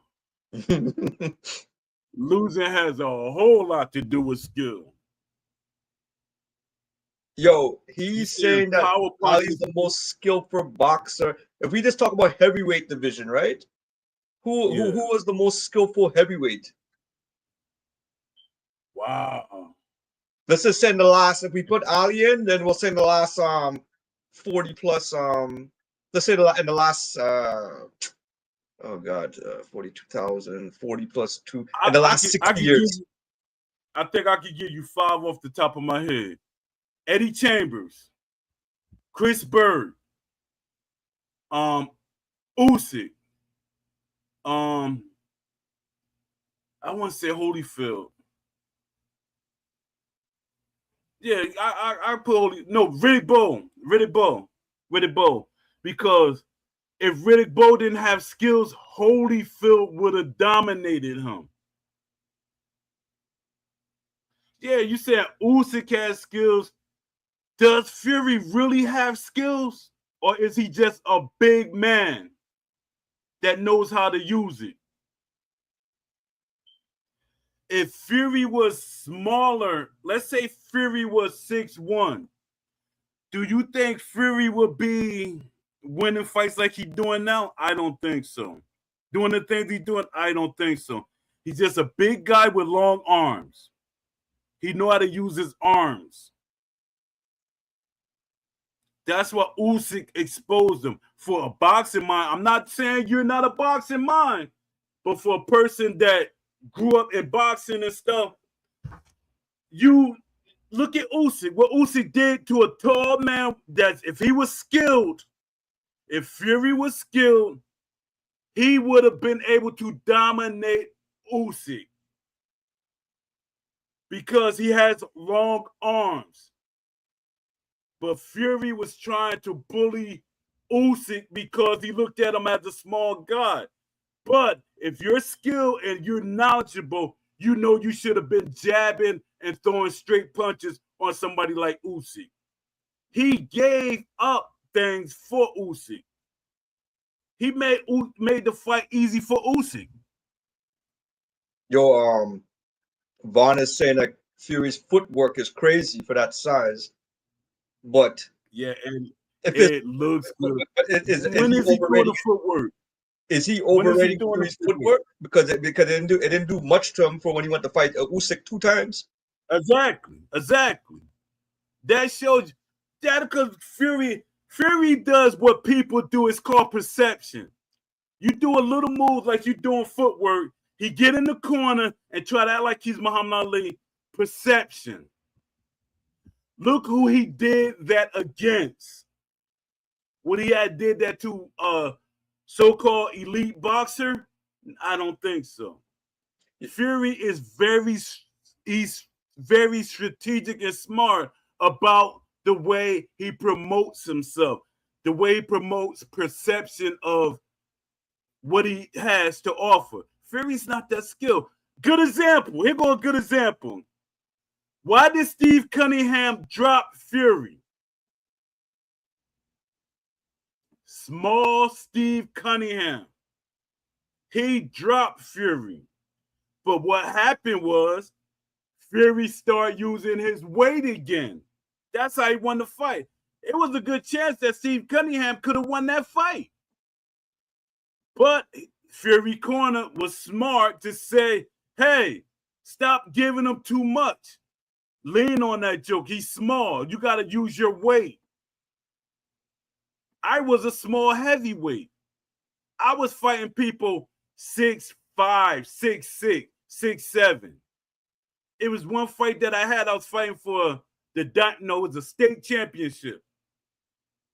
And the guy that I was fighting, he kept leaning on me. He was 6'7". He kept leaning on me. My legs was up from under me. And I said, all right, I got something for this joker. I leaned in and leaned out. I leaned in, I leaned out. So he went to grab me because he was tired. Pull the chair out. It's like you pulled the chair out. Yeah. He went to lean in to grab me. It was nothing there. I hit him with an overhand. Boom, knocked him out. He was out for probably about a couple of minutes. And he thought he won the fight. Vaughn, how can you say Fury has a problem with smaller opponents when his whole career he fought smaller opponents? Yup, he did. Exactly. Look at his size. You know what's one thing about if we go back to what Vaughn was saying, the context that Fury has. What did he say? He was saying how Fury has Fury's footwork is crazy for that side. I wouldn't say footwork, but one thing I did notice with Fury, but you're not seeing anymore. He used to have really crazy head feints. leading up, especially when he went to fight Wilder. After those 3 wars with Wilder, and then when he ended up fighting who did he fight after Wilder? Usyk and somebody else. You didn't really see those head feints anymore. Yeah, because with you're right. And the thing is, it's just like Mike Tyson fought Razor Ruddock. People always call Razor Ruddock a bum. You have 2 fights. It's not many people. I think that was the only fight that Tyson had when he fought an opponent back to back. That fight took a lot out of Razor Ruddock. Razor Ruddock was not a bum at all. By no means was he a bum. Razor Ruddock and Tyson, they took so much out of each other. He was hitting Tyson with some clean shots. Tyson was hitting him with clean shots. And I know for a fact from knowing Razor Ruddock people, Tyson broke Razor Ruddock ribs on both sides and he broke his jaw in the first fight.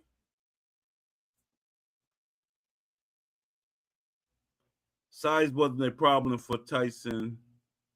He's 6'9". Not many 6'9" fighters. Yeah, that's true.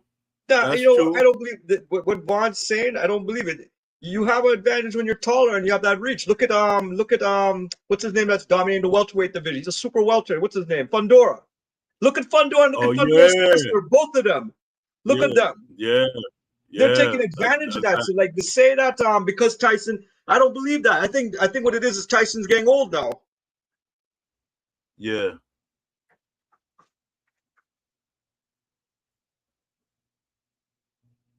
Nah, I think I don't think it's that.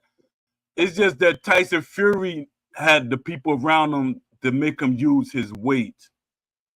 And his thing is, Tyson Fury is big enough to posture to make him look better than what he did. But Tyson Fury was a big heavyweight. I seen it many a times going to Olympic training camps and going up, what's that, Lake Placid and stuff like that, where like Floyd Mayweather and all these different fighters was at. I seen how boxers, elite fighters, and you seeing tall fighters, big fighters, and you seeing the tall fighters getting dominated or blasted out by smaller fighters. And I'm going, you might be right, but I'm going by what I was taught and what I saw over years. A lot of people go by how they feel about stuff. I'm going by what I visually saw and what I experienced. And it goes right back to what I always say. If Steel City had 5 boxes in the studio, they would have left by now. They would have left by now. Especially if there's interacting with the community, they would have left by now. Because everybody's going to have an opinion about what boxing is when they're not really experiencing everything that boxing is. Yeah, there are very intelligent people that are boxing commentators. But did you ever watch when there's 2 boxing commentators that never box, and then you get a boxer that's right there with them commentators? They try to outshine the boxer, try to make him seem like he don't know what he's talking about. He like, no, that's not what's going on. That's not what I see. And they trying to make him agree with them. Like Ty Grisham. Ty Grisham is not a boxing. Ty Grisham just good at what he does. He's a good speaker. He's a good commentator. Some of the stuff he be saying is so cookie cutter. It's Max so like, Kellerman, I'm like, same thing what with are him you too. talking about? Max Kellerman's guilt. Max Kellerman's guilt. Since Max Kellerman came back into boxing, he's guilty of that too, man. Yeah, he's like more so than ever. I can't see how those guys could sit down and argue next to Roy Jones Jr., Andre Ward, and those guys. I don't know how they had the Hey, there's only one guy that was successful in arguing against I think it was not Roy Jones. It was so when Roy Jones fought Mike Tyson, What's the name of that announcer? Yeah. There's an announcer. I forgot his name. Guy wears glasses. He's an advocate for mental health, all this kind of stuff. What's his name? Dad, got me there. I know you're talking about You know what I'm that. talking about. He used to commentate on wrestling too, and then he had to, and he left wrestling, came to boxing after, right? But I remember that he was having a. I remember there was this whole thing about why Mike Tyson was chewing his gloves during the fight, Yeah. and I forgot who the boxing commentator, who was the actual boxer commentator in that fight, but he was, I don't know, he was okay. The announcer said the reason Mike Tyson did it's something that has been known through his whole career. It's like a nervous twitch. And if you go back in the history books and you look at some of Mike Tyson's fight back in the day, you'll see him chewing his gloves. That was something, so they started arguing about that live on TV, why he was chewing his gloves. I think the boxing commentators say that Tyson was chewing his gloves because he was holding back. He wanted to punch Paul so hard, but he had to hold back. That's what the boxing announced. That's what the boxing commentator was saying. But if you go back in the history book, you'll see Tyson. That was a common thing. He used to chew his gloves. Yeah, but it's kind of you know what? It's kind of like Tyson was holding. It's kind of like LeBron James. He chews his fingernails. Yeah. But you could tell Tyson was holding back with some of his punches because there's some punches that he threw and he like had stopped mid throw. And and I'm like, yo. Well, that was an exhibition fight. Man, bump that. I'm either going Tyson. Tyson don't know what exhibition fights. I've seen Tyson have 3 exhibition fights and he knocked the guy out. Or stopped him. Yeah. Okay. One that I forget what fight it was, but the guy had on a gray shirt and headgear on. And Tyson knocked him out. And he was trying to pick him up. Actually, what I think about in recent times, the last time I saw exhibition fight where the guy got knocked out was Mayweather's first exhibition, his post-retirement first exhibition fight when he fought the guy, the kickboxer in Japan. Oh yeah, he knocked him out. Yeah, and I remember the guy was undefeated. Well, it was his first boxing fight. The other kid, he cried after that, man. I remember that he was crying. He didn't expect to get knocked out. I would have been kind of nervous if we having an exhibition and I knocked out their main star and you're in their country. Nah, I couldn't. Nah, I'll beat you up, but I ain't gonna knock you out. You think that has something to do with when Tyson had when Mayweather had his second or third post exhibition fight? Do you remember the incident in the ring where there was this famous Japanese, I don't know if he was an MMA guy or a wrestler or whatever. He took the flowers. You know how in Japan they give the fighters the flowers and stuff? He took it and he pelted it at I don't know if he pelted or he threw it on the floor, which is a sign of disrespect. I wonder if that had anything to do with because Mayweather knocked out the guy the last time. Well, yeah. I forgot Japan does that too, but I know they do that in Hawaii. Because when we like have people that come from Hawaii, they always come with like, I say a bouquet of flowers, but it's not a bouquet of flowers. But they give you the flower necklace. Yeah, or a pineapple and stuff. And some people felt offended because they didn't know nothing about that. They was offended. Like, why is he giving me stuff? Like, even when I went to England, like I be saying, when I went to England that time, and I seen the boxers at the bar. They was like, we went there just for the club. They had a little dancing and stuff to see. And the guys wanted to see the girls. My thing was when I'm boxing, I have no focus on no women and stuff. I'm trying to keep all my energy. Harvey Dock and them, boy, they was notorious for like when we travel the world or something like that. They was notorious for going after the women. But what, they will come the next night to the fight hungover? No, they'll come all night smashing some girl, messing with them women and stuff. I'm like, yo, don't you know that takes your energy? Even though modern day fighters will say, no, that don't take your energy. Come on, man. People been doing this for decades and decades. It does take your energy. Definitely take your energy.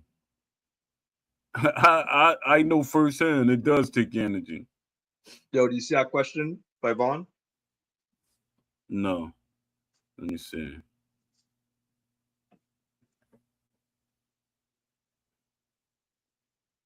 How y'all feel about Shakur? I like him. For one, I might be kind of biased because he's from my hometown, and I'm glad you said something because I might go. I don't know if they're gonna be open tomorrow, but I'm doing a gym tour because I'm gonna start training boxers, but I want to see what gym fits me. But I like Shakur. Shakur is very defensive. He's not the best defensive fighter ever because a lot of people keep saying that. I hate when people does that because when it comes to the best defensive fighter ever, I would say you got to put Floyd and Sweet Pea Whitaker up there. Floyd and Sweet Pea Whitaker, those are the two top defensive fighters ever. But Shakur is good. A lot of people Yo, they hate that he's defensive, and that's that to me. That's that UFC mentality. You hey, supposed to get hit. Yeah, what you hey, saying? whoever chose the ring girls for tonight did a good job. I They did a noticed you good. was paying attention to the ring card girl. I mean, like who did because no, because you know what the thing is like you ever watch when you watch if you watch UFC, totally different style of ring, more slender kind of ring girls kind of thing. Yeah, Even when Golden Boy does the different style of girls too. Dad. The more I keep seeing this poster of Tyron Whitley and Anderson Silver, it seemed like they had a deal. He's like, I'm gonna look out for y'all. Just take this dog. Cause that's like unprecedented that your opponents is on one of your cards. And I think it's not the only card that Tyron Woodley was on that Jake Paul had. So that's I can't remember. weird to me. I can't remember the last time I saw Woodley box. The last time I remember was when he fought Jake Paul. Let me Jake see. Paul. Everything is a money thing. But they to me they jazzing it up, and I can't help that fans really feel some type of way about Jake Paul Yeah, because he's when you on look two. at Anthony, what'd you say? Woodley's 0-2. His only two fights were against Jake Paul. First time they fought in 2021 was a split decision. The second time they fought, Paul knocked him out. So Woodley hasn't even fought since 20. He hasn't fought since December 2021. So they got two MMA fighters gonna fight each other technically. Is they gonna Yeah. fight or they gonna box or is they gonna No, they're in a box. is it gonna be a hybrid? No, they're in a box. There's a boxing card. But what's his name? Anderson Silva's 3-2. Yeah. That was a surprise when Jake Paul beat that fight because Anderson Silva he actually can box. He's a good fighter, I but think. he's Well, I also don't. old. But he's never. Let's just say 3 years ago. I think. I don't know the state, but I think Anderson Silva could beat. I think he could beat Jake Paul. But maybe 3, 4 years ago, there was a time I think he Yeah, still had some. He still had some in the tank. yeah. But him getting knocked out, that was the thing. But then I was thinking, Anderson Silva is not really like defensive, boxing defensive. So it was kind of easy to get that knockout. That's why I be trying to tell people when people have a defense in martial arts, it's a difference from what boxing defense is. And you can't apply that to boxing. Uh, I hope Anthony Joshua don't make me a liar. But he should run right through Jake Paul.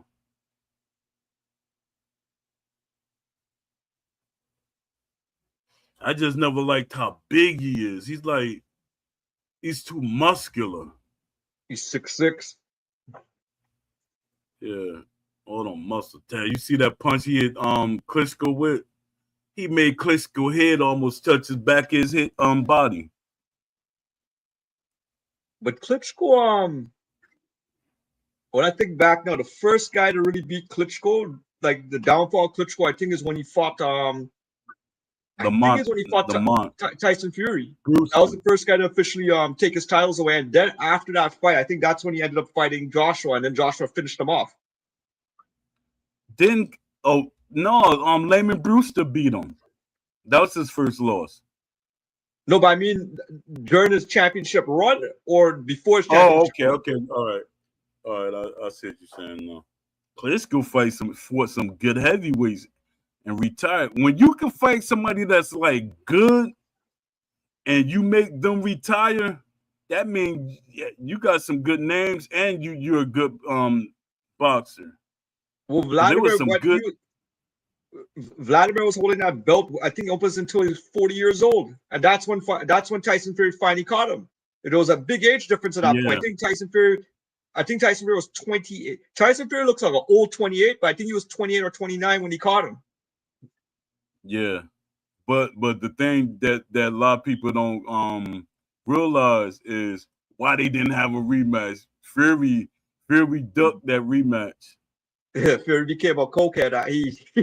Yeah, and then they couldn't do it. Fury put on, I think, I don't know if it was that, but he put on a lot of weight at one point. Yeah. He was living his best life after that. Cammy Whammy. The guy name is Cammy Whammy for Fight Night Forever. I thought he was one of the developers. He just pushing that game. What's his name? Cammy what? Cammy Whammy. Cammy, okay. Oh, from the video.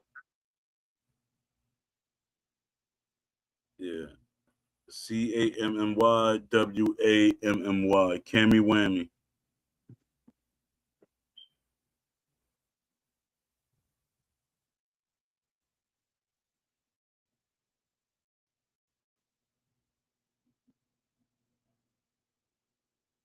I gotta keep monitoring this video to make sure it's not lagging. It's not lagging. It's doing good.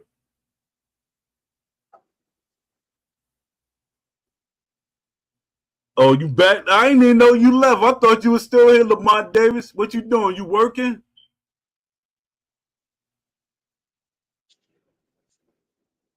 You watching the fights? Yeah, I'm watching the prelims, and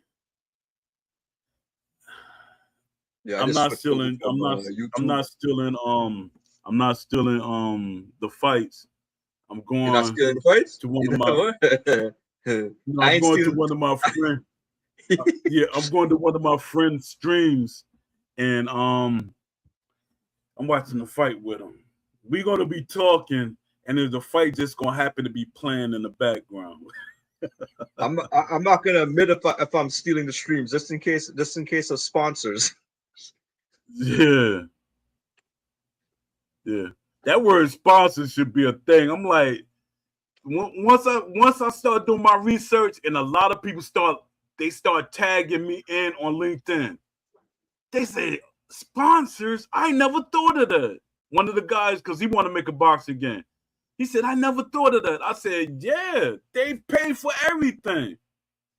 Because when I was with Round for Round, I was reaching certain people. I said, let me see, I see sponsors in sports and stuff. I remember when I was boxing, we had sponsors and stuff that was paying for the us to go on trips, and because I went to Europe and everything, and the sponsors paid for that.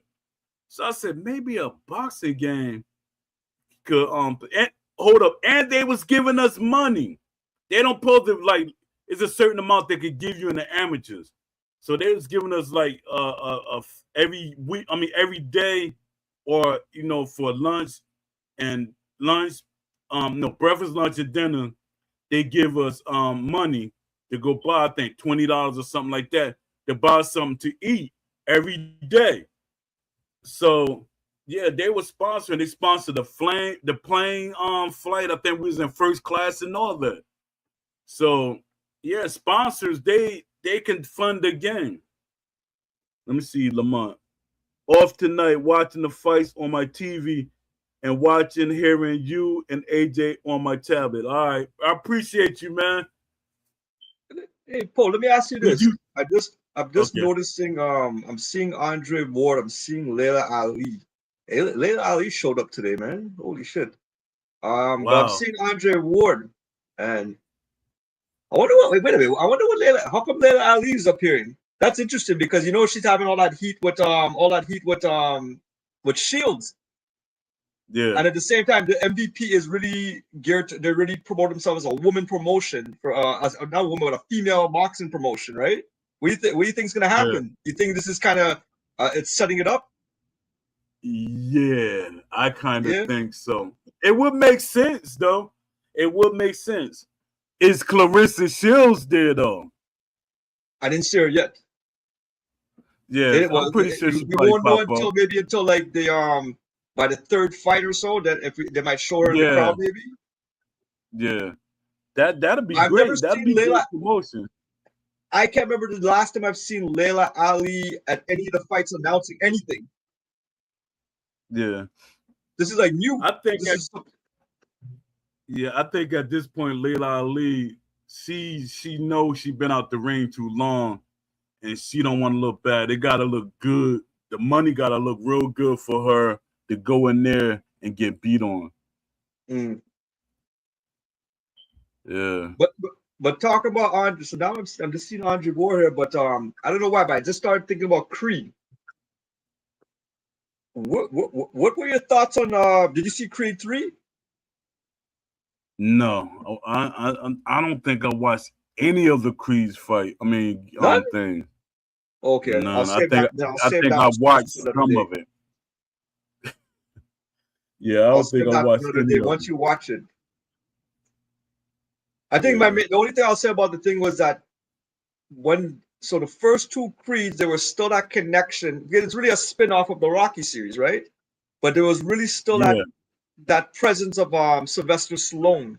His presence was still Yeah. kind of it still felt like it was still centered around him. But when they came out with Creed 3, that was when they really Disconnect. disconnected from Dis- him.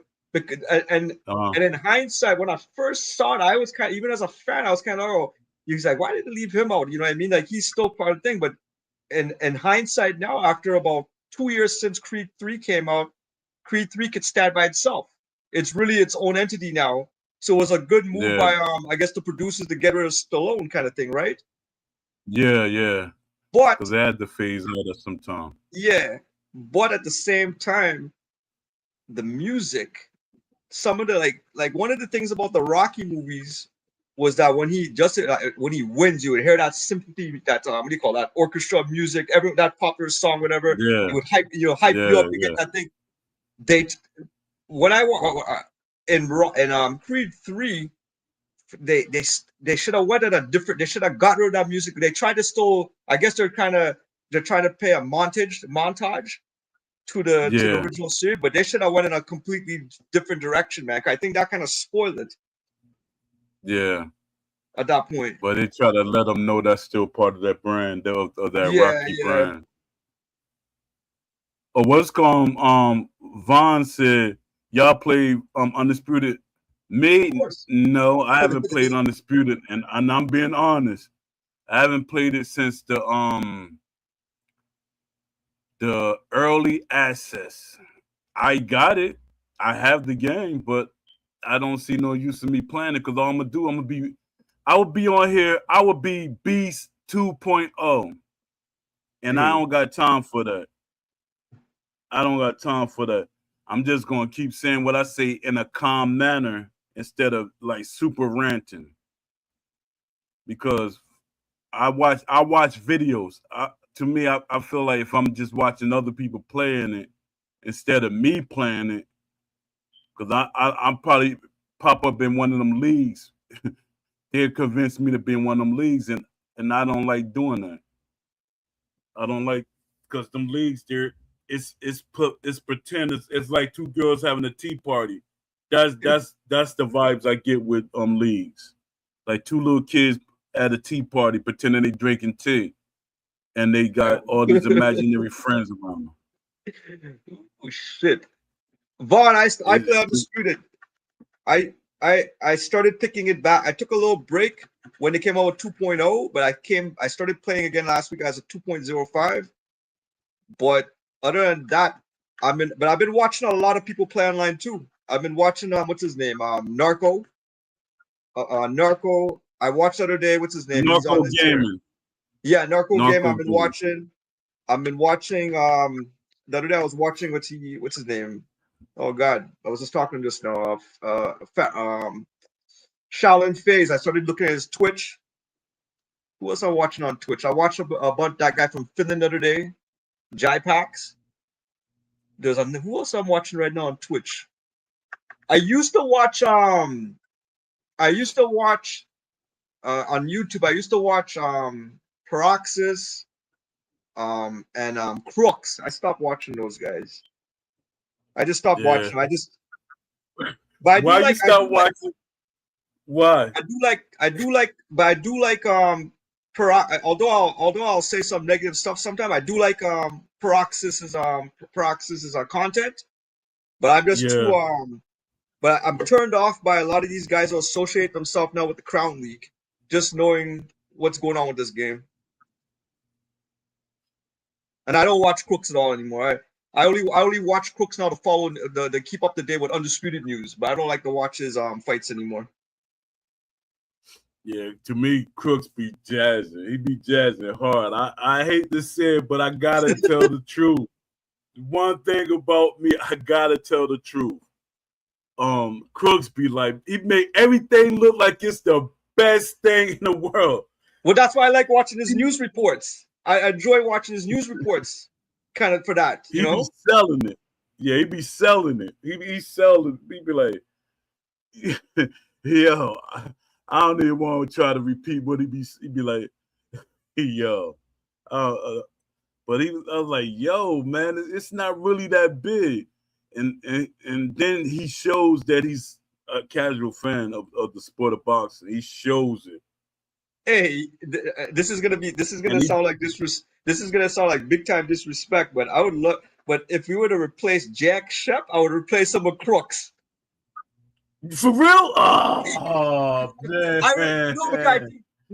Because what Jack Shep, I could see Crooks doing that and taking it to the next level, man.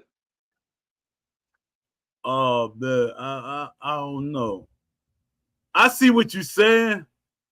I think because I'm invested in J Shep as a friend, me and Crooks don't really have no type of friendship. Well, I'm saying, don't come up disrespectful me by me saying it, but nah, I know what you're saying, and it makes sense. Business, if we talking business while helping Steel City, yeah, I see what you're saying. It's like my thing's yeah, but my thing is Shep been real quiet lately. What's going on? Do they got something pop? Going. I didn't even see Sav. I see a pop in like real briefly the other day since I've been back. I'm like, what's going on? Remember, I believe that Stack and that new person who's supposed to be monitoring with that something with the X's and O in their user ID. I believe that's her. She couldn't take the heat from the community with their thing, so I figured they created like a ghost account, then we'll say, and they're using it. Yeah. That's but I seen both of them pop on the screen at the same time. I seen the and the queue, okay. But I don't know. And I think it is a dude because somebody was getting at him the other day. They said, "How do you always say stuff about boxing and you're not even a boxing fan or know nothing about boxing?" He said, "Should it matter?" He said, "Heck yeah." People was like, "Yeah, it matters." They was like going in on him. Well, if you think about that, that tells you that basically validates what we've been saying about the culture that's still sitting active. Yeah. Like when people say certain things, because he really didn't care. And then even Leafy could back up the claim that they the person I don't know, he, she, or both or whatever, was saying that arcade is better than having a realistic boxing game. Then that makes people. He said arcade is better than having a realistic boxing game. So that shows right there that I would have rather for him to say what you should have been playing, been more political about it, and say, well, we should have both modes.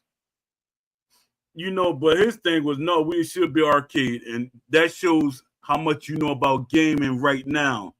Every developer agreed with me because I made a post and I put it in LinkedIn, and they agreed that arcade boxing games will not sell in this day and age.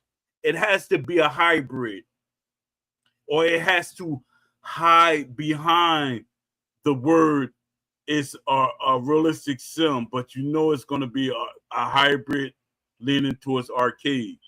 They're never going to say, hey, we got an arcade fighting game. Even one of the guys that's on Twitter, X, he's making a side scroll game. It's a 2D boxing game. And me, I knew already because he's saying he's not getting the traction of people interested like he thought he was going to get. I said, you will get people like nostalgia, like far as nostalgia, but it's not going to sell huge numbers. It's not going to sell huge numbers at all because people move past that. That was the beginning. It's like the wheel. We don't have rock tires no more. We don't have wooden tires no more. Now we got rubber tires and stuff. Everything advanced now. It served its purpose for that time. But then you got people, they trying to force it on people. And my thing is everything should have options. Even though people get mad at 2K, 2K has options. MLB has options. Soccer, options. Every game has options except for a boxing game. Even fighting games has options. And that's the craziest thing. They want boxing to be something different altogether. And that's the thing that be getting me mad sometimes. And I think people be trying to get me mad on purpose. No, it ain't about me. Let me see. Andre Ward retired. His last fight was in 2017, so he retired at the age of 33. He finished at 32-0. Do you think he retired at the right time, or he was too young still? I think he was too young. I think so. I think boxers now, because Andre Ward wasn't one of them boxers. It goes on your wear and tear too. When it comes to retiring, your wear and tear. That's when you should start thinking about retirement. Like even when Terrence Crawford retired, he doesn't have wear and tear on him. But Terrence Crawford doing? He's being strategic. Now he could really get the big fights. Turkey gonna call him back. Just do this one fight. Who do you think the big fight's going to be against? Welter? Is it going to be in the welter? If Boots do like let's say Boots blast out his next 3 opponents, fans gonna be begging for that. I don't think that's gonna be. I don't think Boots is a big enough name as Crawford now. But the thing is, it's about how you perform. If Boots blast out his next opponents, people gonna look at, because people love for you to beat somebody or knock them out, especially if you knock them out. They're gonna want that fight. They're gonna say, "Oh," people gonna start. The community start building up the hype. They're gonna say, "Oh, Terrence Crawford must have knew that Boots was gonna get better. That's why he retired." They're gonna. It's all type. Or Terrence Crawford could have fought Janet. What's his name? Janovic or something like that. If he goes up to fight Janovic would be middleweight. Yeah, but even Janovic, I don't think that'll be the big money fight. Like a lot of people feel that. I've seen a lot of the commentators and stuff. They was saying that Again, would have been a good fight. I But think the I big don't money think fight. Sorry, go on. the big money fight would be the what's his name, the tall Joker. Yes, that's what I was gonna say. So if he goes down to junior middleweight at 154 and fight Fundora, that'll be a big money fight. Yeah, yeah. If anything, But both camps want to see both these guys lose. You know what I mean?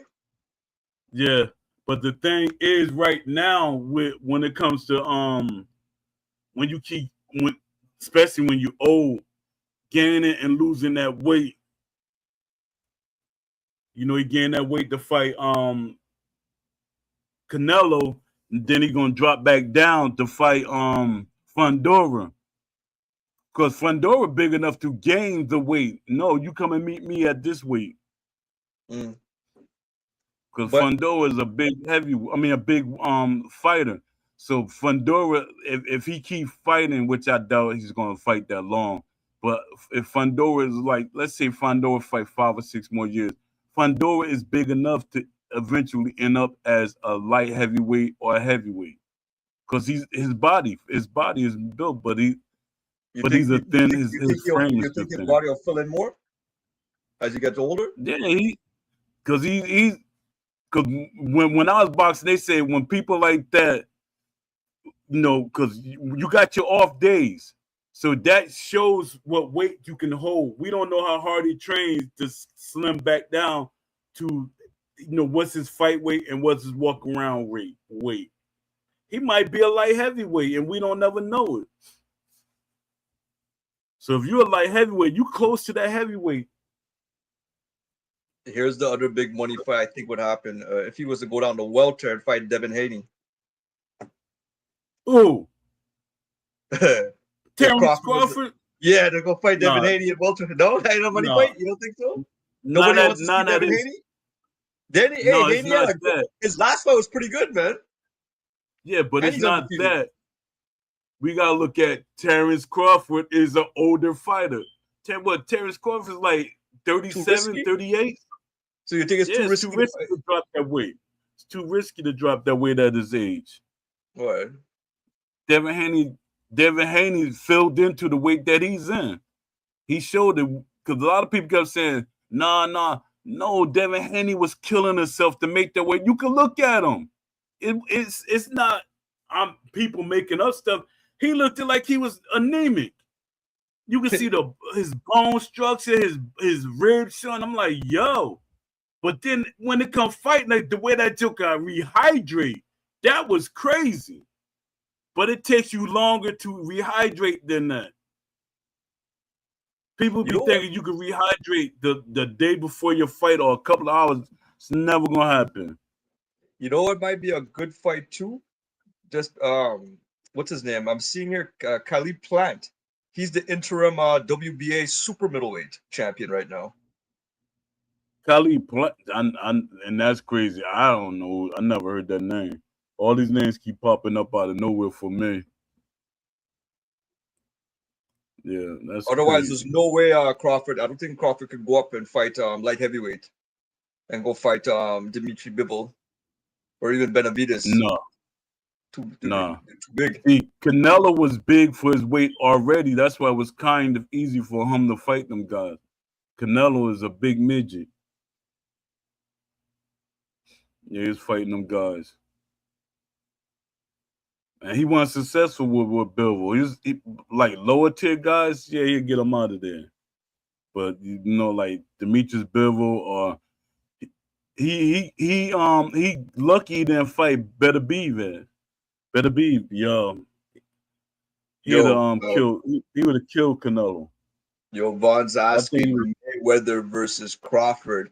Yo, Vaughn, are you talking about which versions of it? Are we talking about if Crawford today was to fight Mayweather today, or are we talking about Crawford in his prime versus Mayweather in his prime? yeah, that's a great way to frame. Me asking me, I'm gonna have to always pick Mayweather. Because people are like Mayweather didn't fight nobody. He fought some good people. He fought some good fighters. And then people always put stipulations on Mayweather fought some good fighters. Diego Corrales. Diego Corrales was knocking people out. Yeah, he was knocking out. Oh, if they was fighting today, if they like literally set up a fight to fight today, Crawford would win because Crawford is more active than Mayweather really is, like literally having fights. So I think Mayweather, it might go the distance, but Crawford will win the fight. What? Even Crawford said it himself. He was saying in a couple of interviews, he said he could beat anybody in any era. He said Mayweather would be the only one that would give him a problem, and he don't know how that fight will go. And I had to respect him right off of that. But you know what? Fans gonna always say, "No, he's being too humble. He's just saying that." He didn't have to say that. Crawford, the type of person, he don't have to say them things. It's like people call themselves protecting a boxer from themselves. Mayweather's his second to last fight was in 2015 he fought Berto. You think Oh yeah. do you think he should at that point, do you think that Berto earned that fight? They should have fought? I don't know. Wasn't Berto come off a loss for that fight? Well, when they fought, Berto was 32-3 going into that fight. He had and his last three fights. So in his last three fights, he fought Porter. Porter beat him by TKO. Then he fought Devin Alexander. He won split, and then actually no, my bad. Leading up to the Mayweather fight, his last three fights, he fought Jesus Soto Caras. He got lost by TKO. Then his next fight, he fought Steve Chambers. He won unanimous. Then he fought Jose Cito Lopez, and he got a TKO. And then and then his next fight, he got to fight Mayweather. Yeah, I think that was a decent fight because Mayweather at that point he wasn't like active enough. Like you would say, a boxer should be active. That was one of them fights like he like literally knew that was his last like career type of fight. So he could get them numbers. He wanted to get that number. Yo, Vaughn, I don't think. Oh, sorry, Vaughn. And people are so ignorant about the record because they keep saying his record. You can't compare a heavyweight record to a person in his weight class record. But Mayweather, he jazzing it up, making it look better than what it is. That because Rocky Marciano retired with 50 fights. That's heavyweight.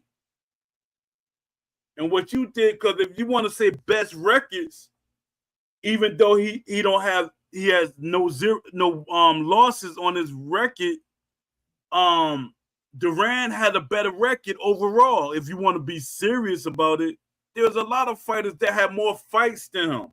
And Duran, I think when he finally lost, he had more wins than Floyd before he lost. I didn't know that. But people don't do that research. It sounds good, him shouting it out, and he hoping people don't go and do their research or don't know boxing. Well, but going back to what Vaughn was saying, he said that Floyd won't jeopardize that undefeated record. I think Floyd will go for 51-1 if he gets the right opponent, and it has to be big money. Yeah. For example, if it's against Jake Paul, they'll do it 100%. Okay, he knows he'll. I think even at this age, see the thing is Mayweather hasn't been totally an act. He's still been fighting exhibition at least. But he did put on a lot of weight. He's not the same in terms of physique wise. He's not that. He's thick weather now. He looks thick now at his old age. Yeah, you can see. But that's one fight he will go for. If Jake Paul calls him out, that could break Pacquiao versus Mayweather box office. Yeah.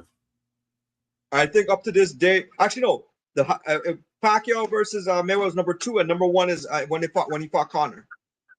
That is the box office one. I think it'll break that one for sure. And yo, talk about box office. So the fight that what's his name? Who did what was that big that the one they promoted? What Canelo versus Crawford didn't crack it didn't beat McGregor versus Mayweather, and didn't beat Pacquiao versus Floyd either.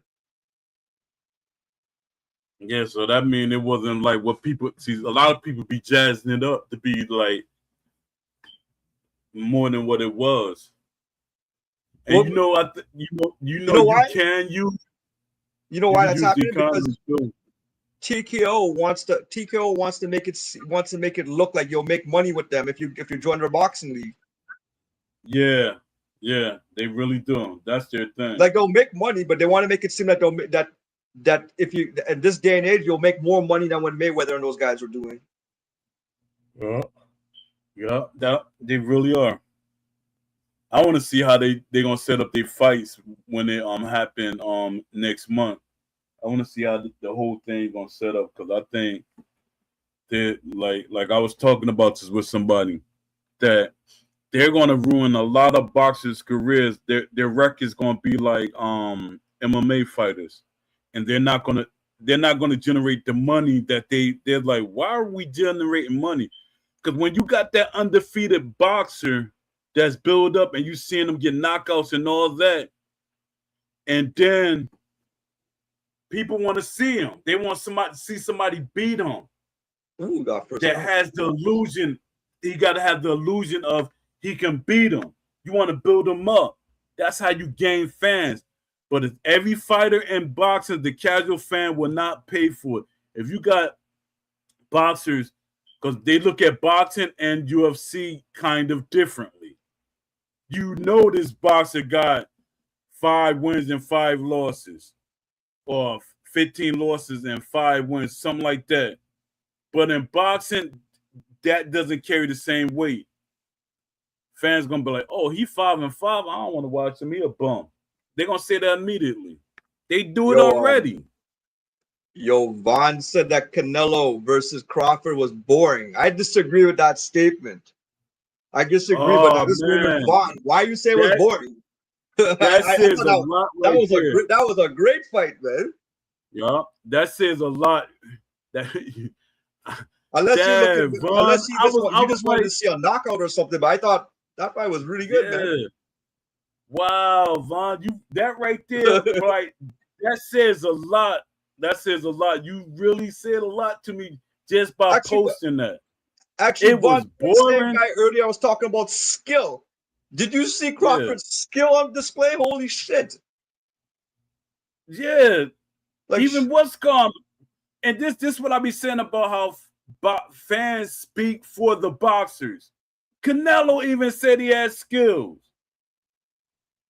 And see, everybody want every fight to be a slugfest. Eventually, if everybody's fighting the same way, nobody want to see the fight. Why can't boxing be boxing and UFC be UFC? It's no skill to it. If I was a trainer, y'all would hate the way I train a boxer, because I was trained the Philly style. It was a certain way that we fight. Yo, Vaughn, how the hell you watched it 3 times? You watched it 3 times because it was so boring? Or you were trying watched it 3 times, but it was boring. Or you watched it 3 times just to find a reason to call it boring. That I don't see no boring in it. For one, what you thought, this what makes sense. So you think a guy that moves up from a weight class to fight a bigger guy should go in there and manhandle the bigger guy, and they supposed to slug out with the bigger guy? That makes no sense. You'll be no disrespect to you, you will be a bad trainer. If you were training my son, you better go outside with bodyguards. If you was training my son, Crawford showed a masterclass. He really did. He was very strategic. That shows you the MMA. That's why I was like, MMA fans should not. I don't know if you're Vaughn. I don't know if you're an MMA fan, but MMA fans, 99.5% of the time, y'all should not comment on boxing because y'all want boxing to be MMA. Let MMA be MMA. I know there is boxing and MMA striking. I agree, Vaughn. I thought he looked bigger too.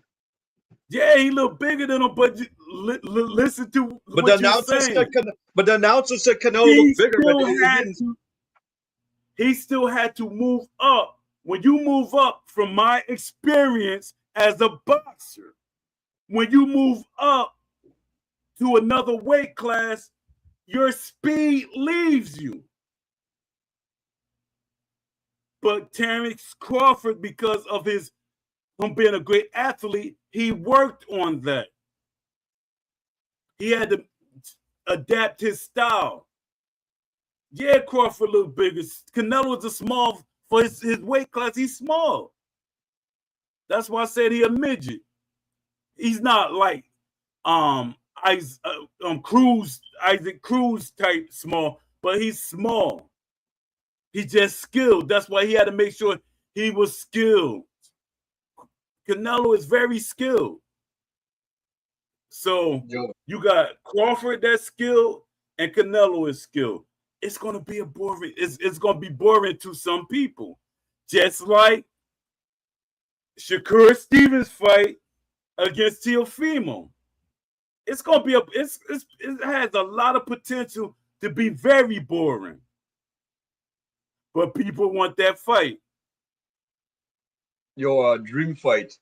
If we would have took Bernard Hopkins during his run in the middleweight versus Crawford, what do you think the outcome of that would be? That'll be a good fight. I don't know, because Bernard Hopkins rough you up. He got all these veteran moves that he do and that you don't see people do today. So I don't know. Bernard Hopkins he's very sneaky. You know what I noticed too, and I've been like paying attention to it. Once a boxer start getting losses, people start everything that they did before that they was praising, you lost. And that's what I was talking about with the culture that we have now. When you lose fights, fans start downing you. You're worthless. Only in boxing they do that. Only in boxing. That's why the way Dana White, people hoping Dana White set things up, that company is not going to last that long. I know what fans want, but the way Dana White's going to set it up, it's not going to last that long. Yeah, you get two top fighters, yeah. But then fans going to say, what is top fighters? Give me a second. I smell gas. Give me a second.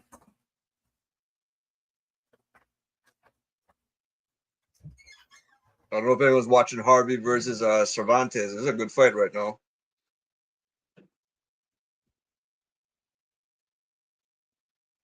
This is the opening bout on the main card.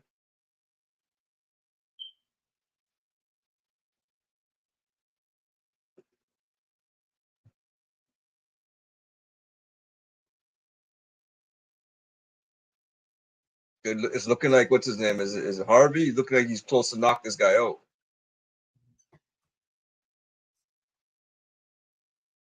What'd you say? I'm just the opening card on the main bout. Cervantes versus Harvey. It's a 6-round fight. Yeah, he's seeing it too. Yeah, it's looking like Harvey's gonna knock him out before the 6.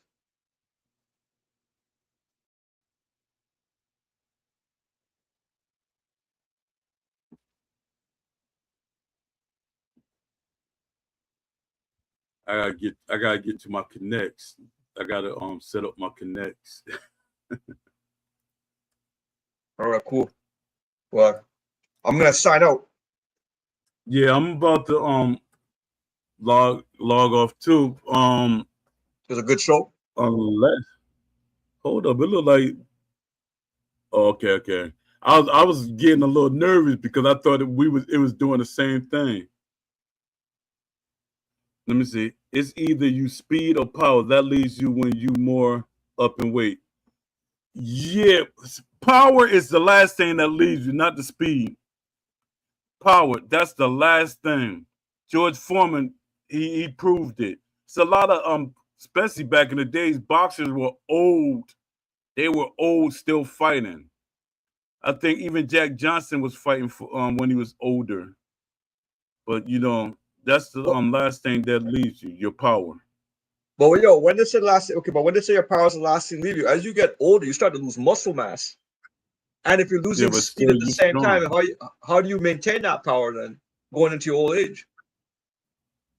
Yeah, but some from like well, should I say power and strength is yeah, same basically the same thing. But your strength, cause right now my father, if you was to do an arm wrestle with my father is 87 years old. If you was to arm wrestle him, he still got the arm wrestling strength. That's he still has power. So What that about it's technique? there. You have to have technique What'd you too. say? He's gonna have to have technique as well. A lot Yeah, of it's yeah, technique in arm wrestling. yeah, true. But and I be you could try to out muscle him and stuff like that. Nah, that don't work.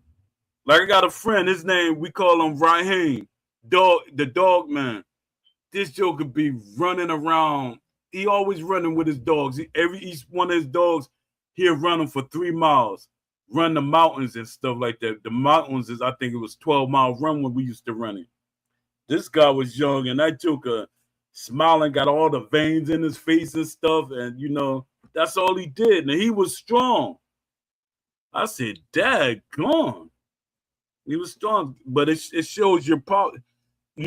These are examples that, like, if people when people say that, I can see the examples. Like that's your last thing that leaves you. But if somebody not like really taking care of their body, both of them might leave. Well, when we saw Tyson's last fight, I didn't think he had the power, but I don't think he had because he lost all that speed. His knee was shot too for that fight. Yeah. With Tyson, he had power and his speed brought power.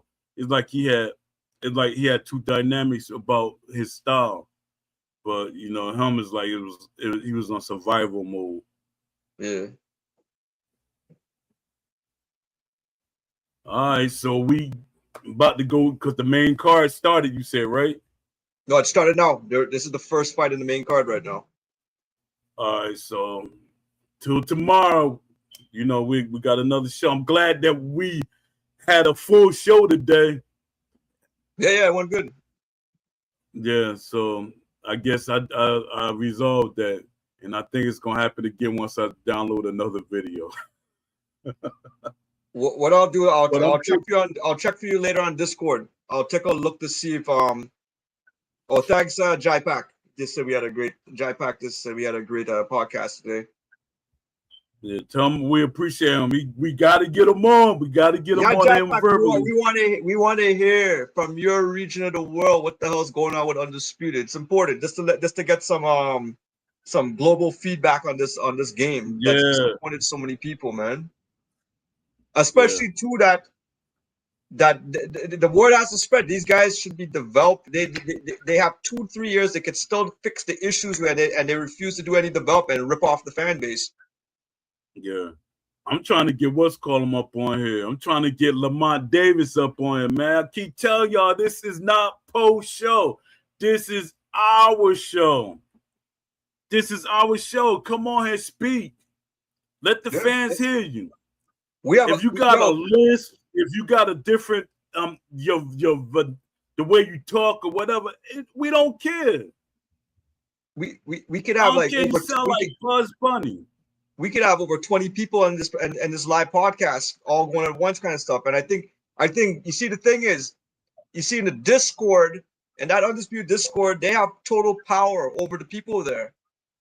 But if you come on Pwn Community Speaks and you join our party, you could be video on, video off as long as you're talking. That's the biggest fear Steel City Interactive has, to see if the day they come and see 20 people in this room and you're seeing people, that it's gonna encourage people to start coming and start pointing the finger at this scam company.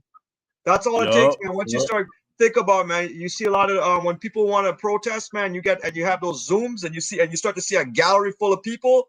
That's when they start to get scared. Yeah, and that's the problem we're having right that. now, man. We're not as you see that it's hard to gather people. J-Pax, I'm happy you said that.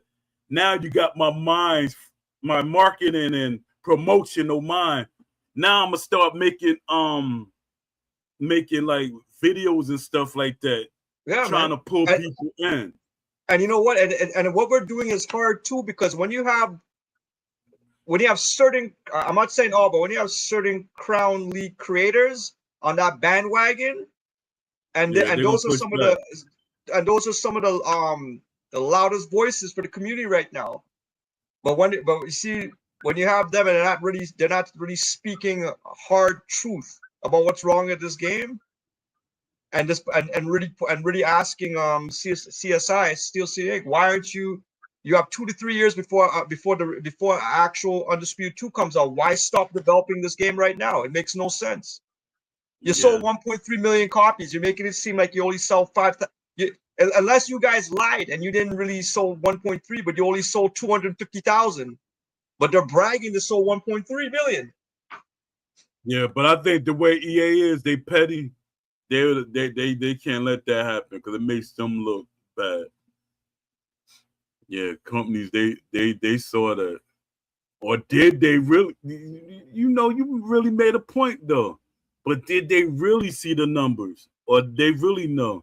For one, they got people in the inside, because I would think by them selling that many in that short span of time, that EA and 2K would have jumped on board. You see what I'm saying? Well, one thing I'll say, what's really gonna light a fire under EA is this Fight Night Forever.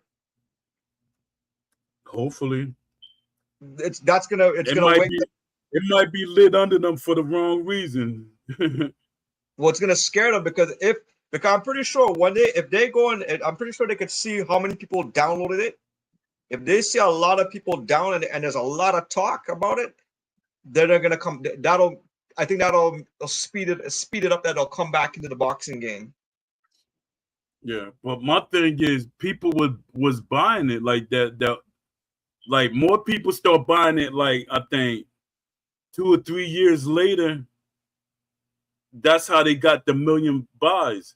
People start buying because they say, well, maybe if we start buying the game and they see the numbers, they'll make a boxing game. But at that point, I think it was too late. But I don't know. Maybe now it would do something.